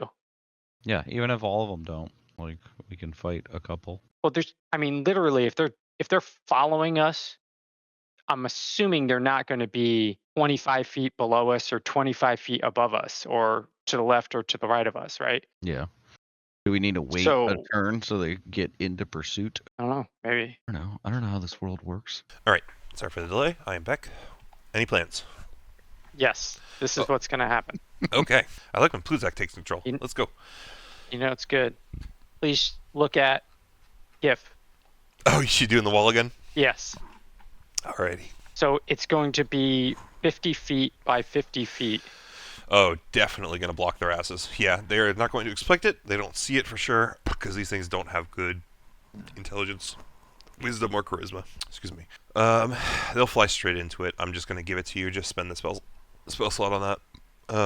And that will allow you guys to fly yourselves back to the Caves of Hunger. Remember this map, guys? I'm sorry I don't have all the shit that happened because I had to delete it for size, but love this map. I made it again. I put it back. All right, so please put yourselves in the tunnel to the bottom right, of course. If you could, Kara, so how are you getting size down? At some point, I'm assuming Pluzak releases in large, which puts you back to huge. Yep. Are you just going to do 2 charges and put yourself lower? Because I believe we discussed you can maybe squeeze through these tunnels at size large, but it's difficult terrain at that point, and size medium is kind of necessary for most of this, if my memory serves. I might be wrong on that. If you have a so I don't have enough charges to go down to medium, so I can only go to large at minimum. Okay, so if that's the case, you can get to you can definitely get to the so my goal for Kara leaving. You can get to the trees here, no problem. Getting through the rest of the tunnels may be an issue if you don't wait. My goal for Kara was basically to use the Remorays tunnels to get out. Even at size large, that's going to be difficult, and that was something that I was going to need to discuss with Pluzak and Valine here. So how about this? Everybody can make it to the trees, like I said. So let me go back to here and put you, give you guys that. We're going to the trees, you said? Yes. I'm assuming everyone's going to go that far. Where is... Hold on a sec. So, just to clarify, I had to go down one size to go through these tunnels, yes? You would have had to go... Yes, at least size large, yeah. Okay, so... Yeah. Do that, just have to... So the grove, kind of... As you re-enter this frost-covered grove, you guys would actually see at the tree closest to you... Wrong layer, sorry. Is, of course, Scrivenskry. Not Scrivenskry. Kingsport! There it is. He is kind of attending the trees, picking some of the more ripe pears to allow others to grow, and kind of putting them in a basket full of already relatively large amount of pears.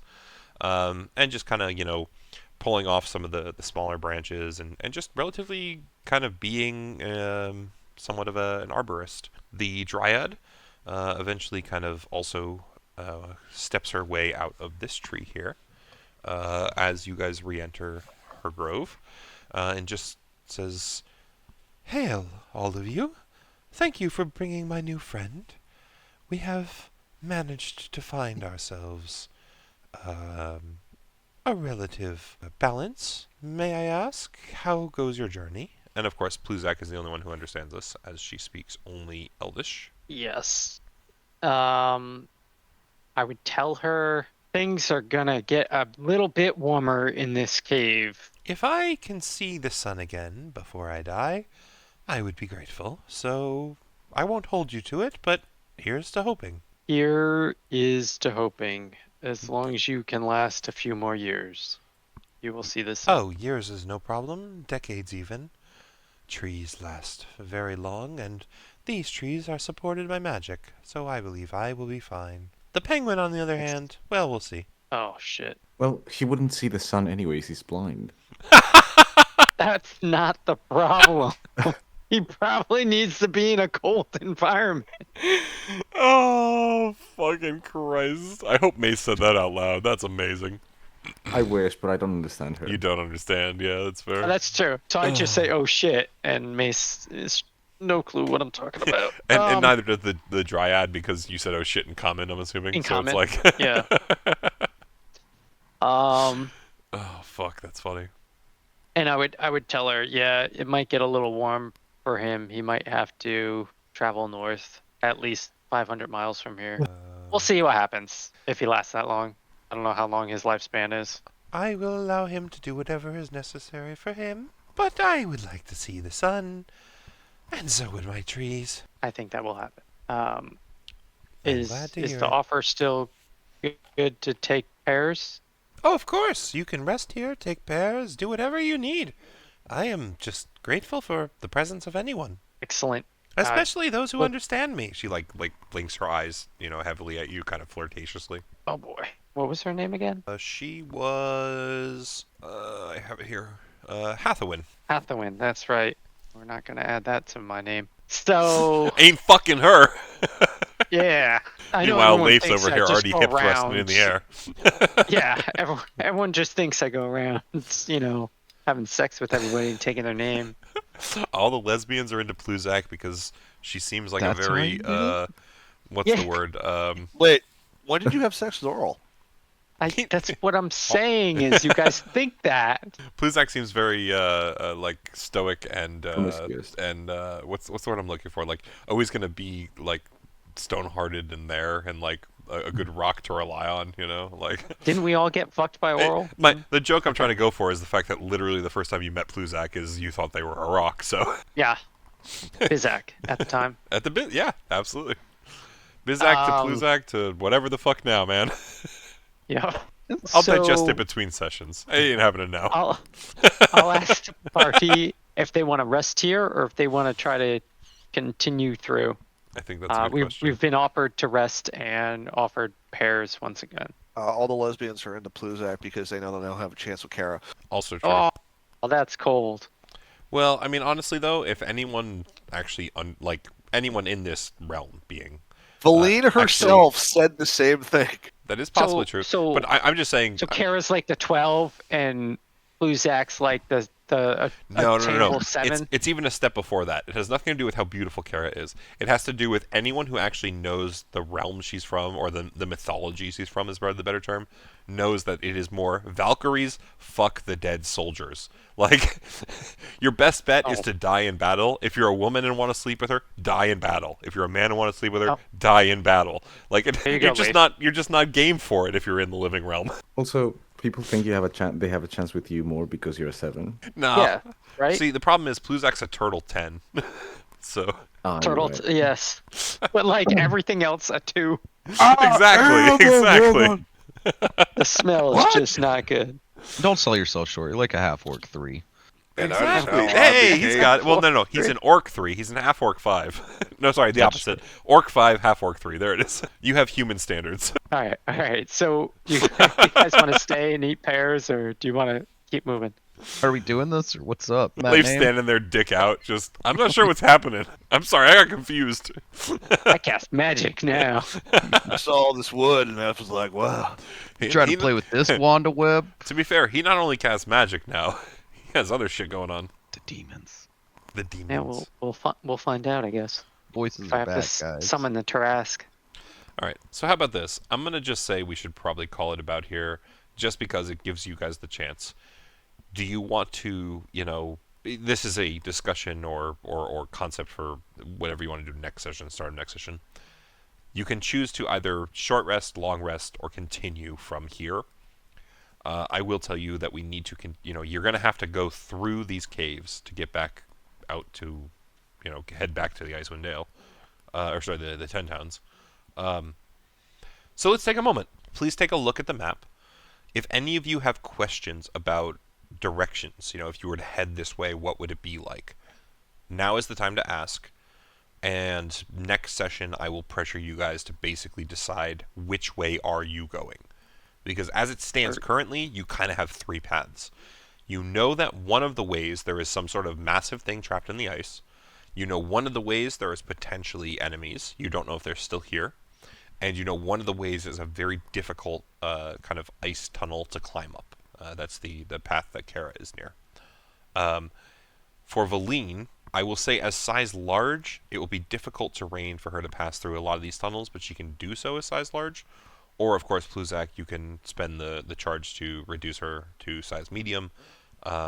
Did the spellbook, the new spellbook, allow her to have any enlarge reduce? I don't know if I have it up still. I don't think I do.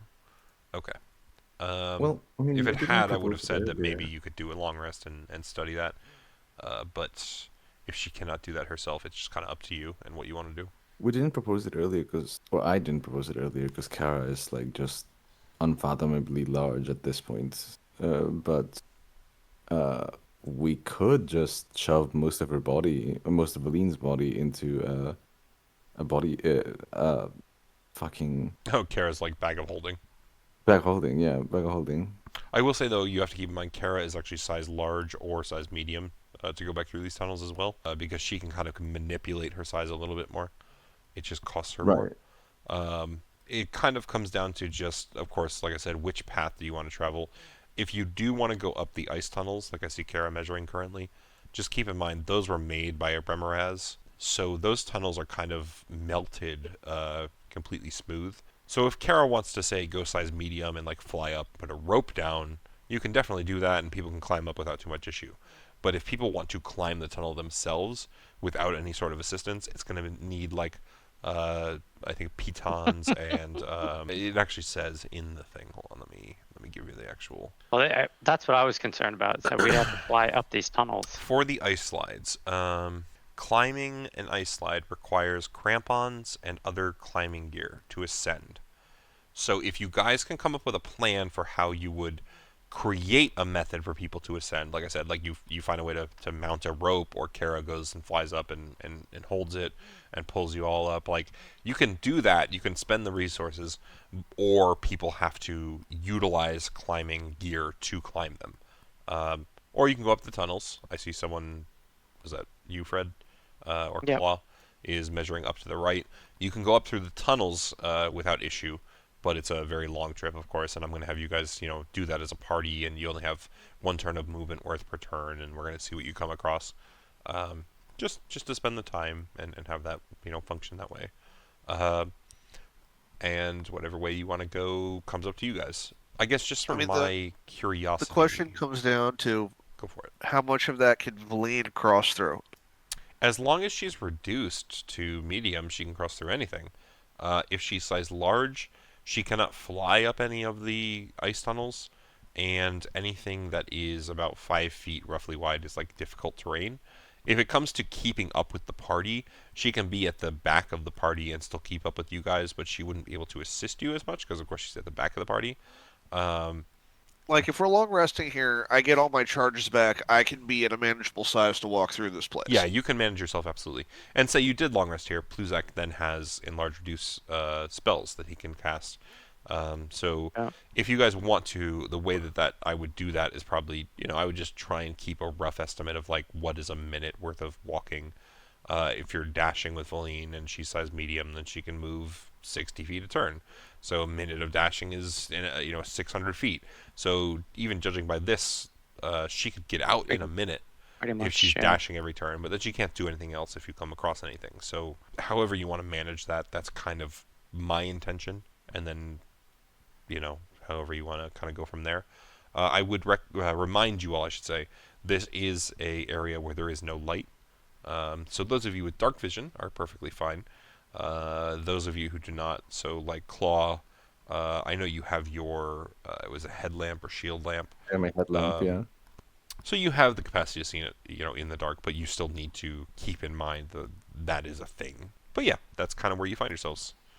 Just, in the grove and aware of what this cave kind of has in store for you guys to go back to the surface. But we will see what happens as you try and do so. I just came into the realization that thing in the ice is going to come free at some point. You cut out there, or I cut out there. You cut out there because I heard it. He said that thing in the ice might break free at some point. And that is very true, Claw. It might or could. But none of you have actually like gone over there, right? So it was just Pluzak's skeleton's arcane eye checked it out. So none of you actually know what that is. Yeah. I and saw it. that's definitely something you could check out if you want. And Leif actually knows from that same arcane eye that there were creatures over to the west in that area. If you maybe want to check that out, they might still be there. They might not. If I recall, Yeah. they were drow, weren't they? They were. Yep. Yeah. I don't know what a drow is, but I know there were some dudes. Elf. Dudes with Like dark that skin. lives- Yeah. Elf ears and dark skin. Out there, Yeah. dark skin. I remember every inch of this place because I thoroughly explored every inch. Yeah. Well, actually, it was the funny part was Just it wasn't that you didn't tell explored us. it. It was that Pluzak explored it with his skeleton, and you translated it because you could read its mind with your slug, which was great. Yeah, I might have to rewatch. I loved that every one second of that well. shit. That was the best. But anyway, this You is know, I definitely where we recently will learned we'll that, call it for tonight, unless anyone has anything they want to try and do tonight, specifically. I don't think so. Okay. I just want to ask the group, so that we're ready for next session. Like, do you guys want to take a long rest? I mean, I could upcast and large reduce, right? So we could go through the tunnels without long resting. And here's the thing: think about it. I'm not going to make you take that decision tonight. Realistically, I would say, with Kara flying out and everything being what it is, we'll just call it another hour. It's 8 a.m. same day. You guys would have to get to like 10 p.m. to long rest. Oh no, sorry, you did a short rest here. So it would probably be 9 or 10 a.m., somewhere around there.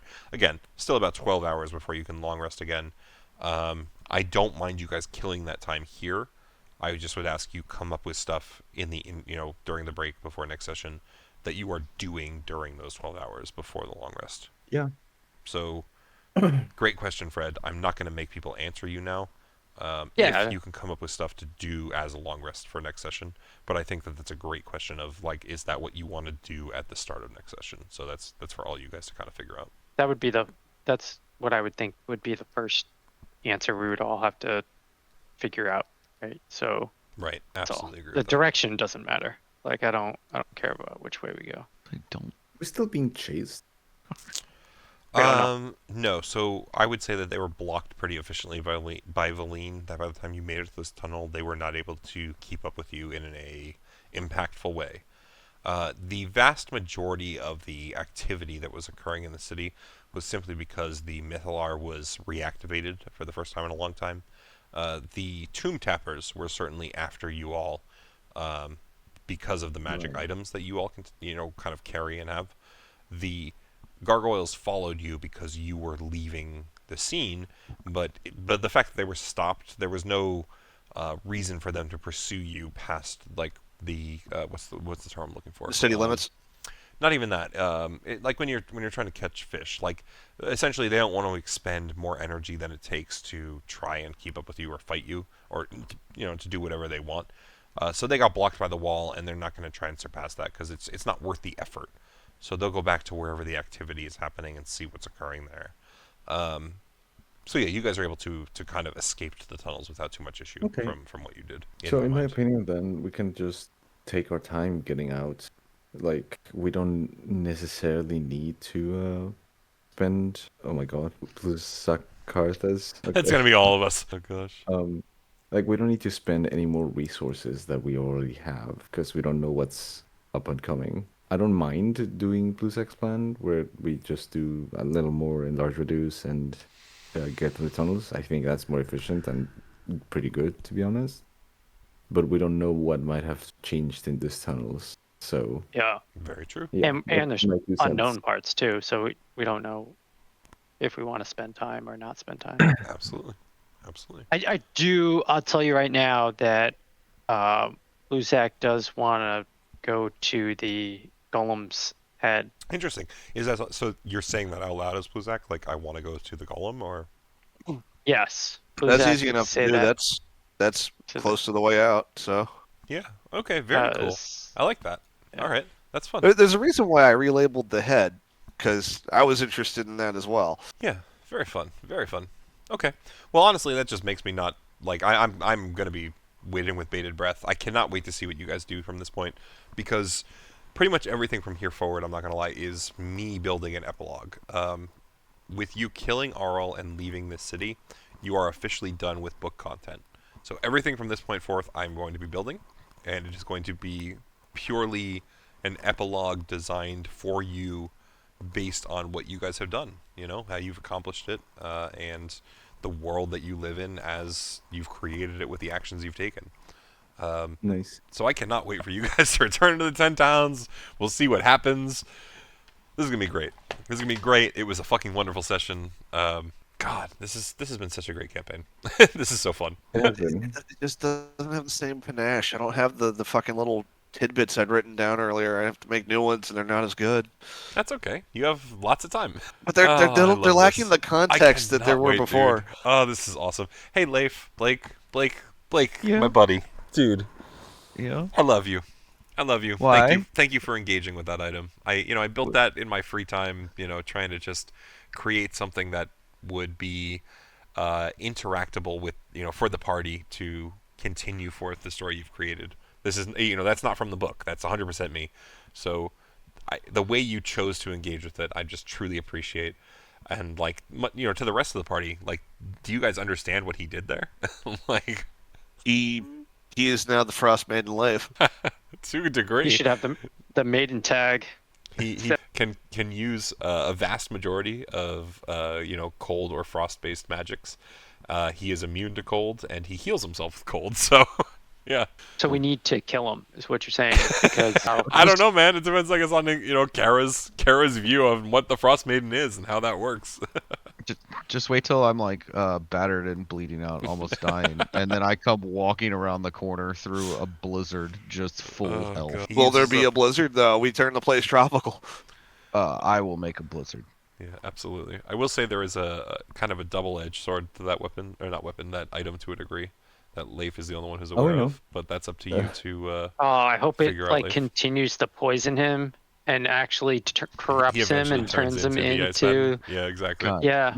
You pick up one cursed item, and Pluzak won't let you live it down. Legit, all the way back to the beginning of the campaign.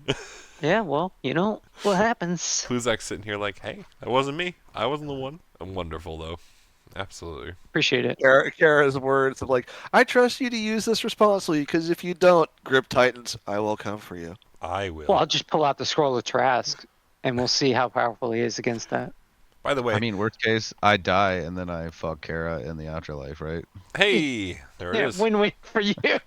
Absolutely. You're gonna be waiting in that line because Kara's not in the afterlife. I will say one of the funny things though with the Scroll of Trask is that the actual campaign, the book itself, it has this whole diatribe about if a player summons the Scroll of Trask here, this is what happens. If they summon it here, this is what happens. Oh, that's awesome. They're like, somebody's gonna do it. Please tell me they absolutely built it in Please where tell it was me just... there was an option for me to drop that thing on her island and see what happens. Yeah. Please. 100%. Oh, Yeah. If you drop it on her island, there is a very specific set of circumstances that occur.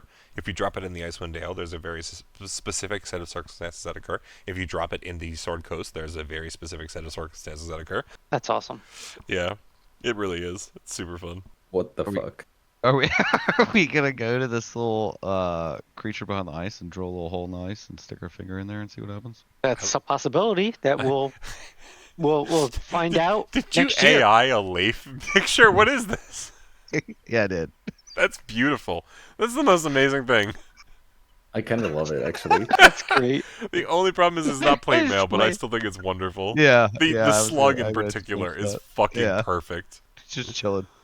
Oh, that's amazing. It is, because it's just so space aged, and that's where we got it from. That's so great. That's so great, dude. I love that. And you got 4 fingers. That's great. 4 fingers, thumbs. Yeah. What the funny thing is it put me L is not in a big bar. enough. I didn't even tell it to put me in a bar. It just knew. it's just assumed by. what did you use to create that? My phone. I got a. My phone, he says. My Samsung Just like a Ultra. selfie. And so I just, Gemini? Yeah, Gemini. That's what it's called. Okay. Oh, okay. Yeah. I just said That's a half funny. orc with a telepathic slug on its head, and then it made it, and I was like, "Ooh, add a snowflake necklace." Amulet? Yeah. Yeah, And then you could just say change it to chainmail or yeah. plate mail Plate mail, instead, plate mail, and then you yeah. can make it better. Yeah. It's gonna get better. That's This is fucking awesome. gorgeous, though. That's wonderful. I'm gonna do one of those for Kara. I tried doing that shit for Pluzak, and it gave me You did get a good one for Valine, though. Yeah, it is good for. Oh god. Maybe they're better now than they were a year ago. Well, especially in particular, Gemini is supposedly kind of like the best out there. Or images. Yeah. That was the first time I used it. I think pretty this good. was far more. I can make videos with it. Oh, it's on now. You might have to pay for it, but Gemini Oh, apparently that's does right. good videos. Maui does that for his D&D campaign. He makes like highlight reels Yeah, for him. doesn't surprise me. It's wild. Gemini is very good for that, apparently. I just want to repaste this for the group in case they forgot. Back in the day. Wait, is that was the eyeball that the skeleton like traveled That was across the from whole thing. 9 months ago. Yeah. Damn. Yeah, I mean, like I said, we went everywhere. Literally. Almost 10 months ago. Which is why I didn't bother to cover any of this map. You know what everything is. Oh, that's fucking funny, dude. That's great. Anyway, anyone have Okay, any questions this is before we funny. disperse? Yes, Valine. Okay. I didn't level her up. Okay. I wasn't really sure how much more we were doing with her. So do you think She's we're a level just 12 going... wizard, man. Level 12 wizard of the necromancer subclass. Like, she legit, that is her class, that is her abilities. You just keep going up that list if you want. I would say you can, she has, like, the stats that I gave you for her were legitimately her stats transferred to the Karasis' body. If you want to subclass her to something else, you can. I would say she as a character probably would just dedicate to what she is as a wizard. So like we didn't give her any of the School of Necromancy feat traits. I would say she definitely, in my mind, she would have access to them. Okay. There is a degree to which that's probably more than what the book was intended for her, but because you've kind of pulled her into this new body, I'm just going to say, you know, she was built off of truly the wizard class, stat block and all that, with necromancy as a subclass. Like it's in her character sheet from the campaign. So if you just want to continue her on that path, I don't see any reason that wouldn't be reasonable. Okay. I will probably make a D&D Beyond sheet for. Go for it, man. Absolutely.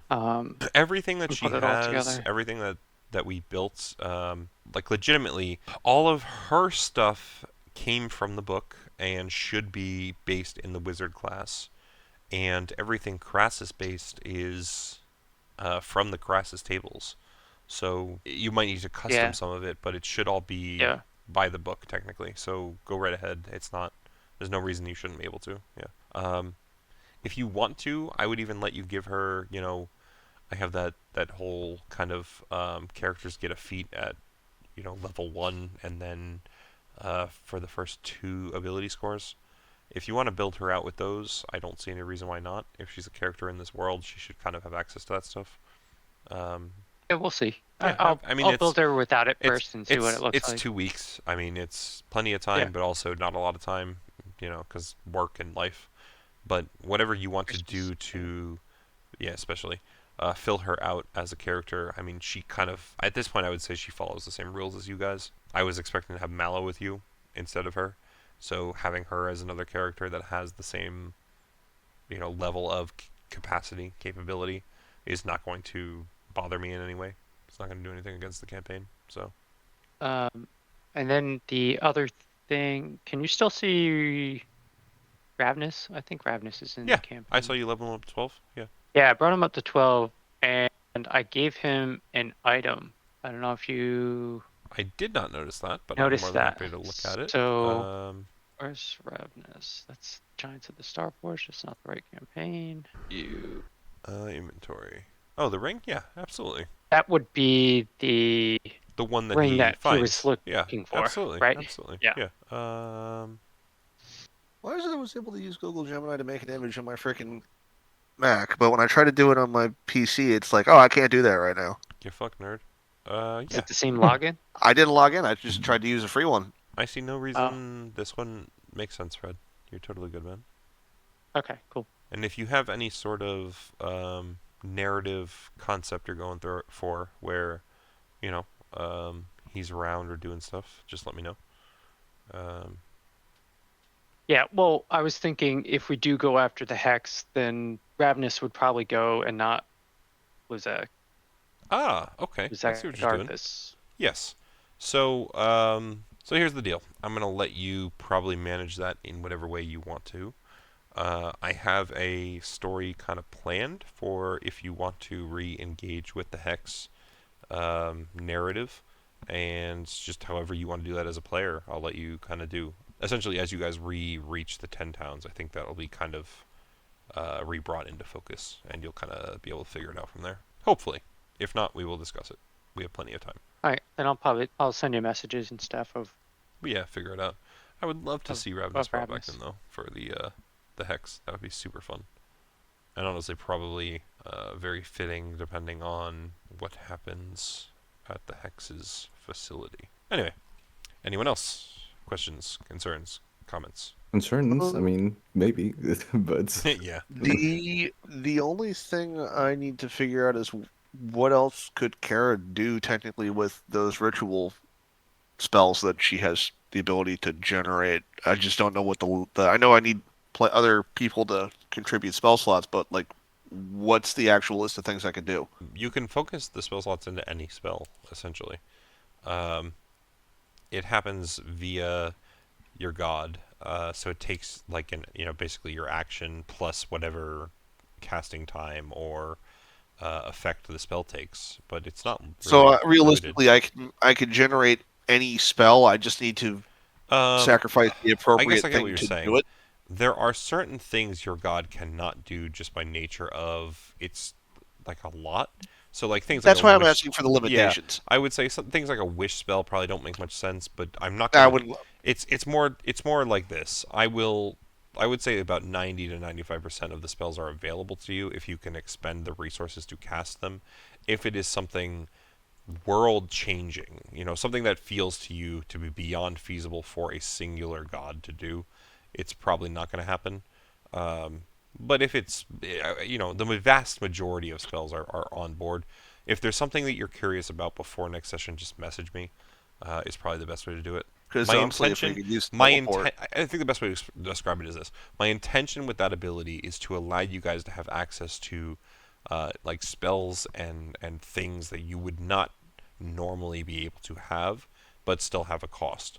So it's more there to allow you kind of like, you were fighting Auril Larthus and he limited your HP. There was no way for you guys to heal that without that ability. So that's why it's there. It's a not stopgap, because I don't think that's the right term, but it closes a distance in allowing you access to higher level spells that you might not get individually, because it is a teamwork kind of thing. So yeah, just message me. All forward is probably what makes most sense. No worries, because if that's the case, I have a funny we could do to get back to the to East Haven without having much work to do. If it's like a teleport spell or something, yeah, you probably try. You definitely there's have that to roll druid for it still, spell to walk through trees to pop out on another set of trees. I might still make you roll for it just because it's not familiar to you. You might still end up like it would never hurt you to do. Might be further away than you mean, but yeah, it'd be funny. Just walk through one of the Dryad's trees and walk out into one of the trees in East Haven.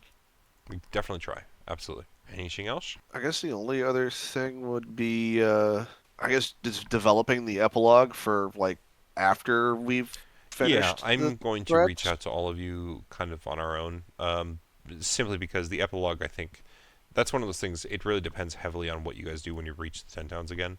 Because you could either choose to truly ignore the whole Hex subplot and just kind of go your separate ways. And if you do that, then I will discuss the epilogue with you on our own times after that. But if you engage with the Hex subplot, I feel like there's going to be a fair bit of time before that becomes necessary for us to kind of discuss. And depending on what happens during the Hex kind of engagements, things could still change. So I don't want to dedicate or force you guys to dedicate too hard to any concepts until we kind of reach the point of we are truly separating for an epilogue style kind of conclusion, if that makes sense. Hopefully it does. Alrighty. But that's also like, regardless, if there's something you want to discuss now, I'm not saying please feel free to reach out to me. Like, it's just, no, if I come up with that sort of stuff, I will definitely reach out to you. It's just I wanted to double check now before my brain shut off. I don't think we're quite there yet where I have to worry about it, but I am definitely of the same mentality or on the same page where there will be a point where I'm going to discuss with all of you kind of where you see your characters going for a sort of epilogue style, after this campaign sort of thing. I guess you kind of know where my character's going. Back to the city. Well, in all honesty, though, there is a discussion that I need to have with him there about, the goals of what he's doing in the city and how to combine it with Pluzek's previously held goals, right? So definitely a lot to see there. And it's that way for all of you. I mean, Leif has a whole new kind of outlook on life that we have to kind of develop. We'll see what happens, via sessions. Leif's the next big bad. Maybe if that's what it takes to get Fortuna back, and that's what he wants, right?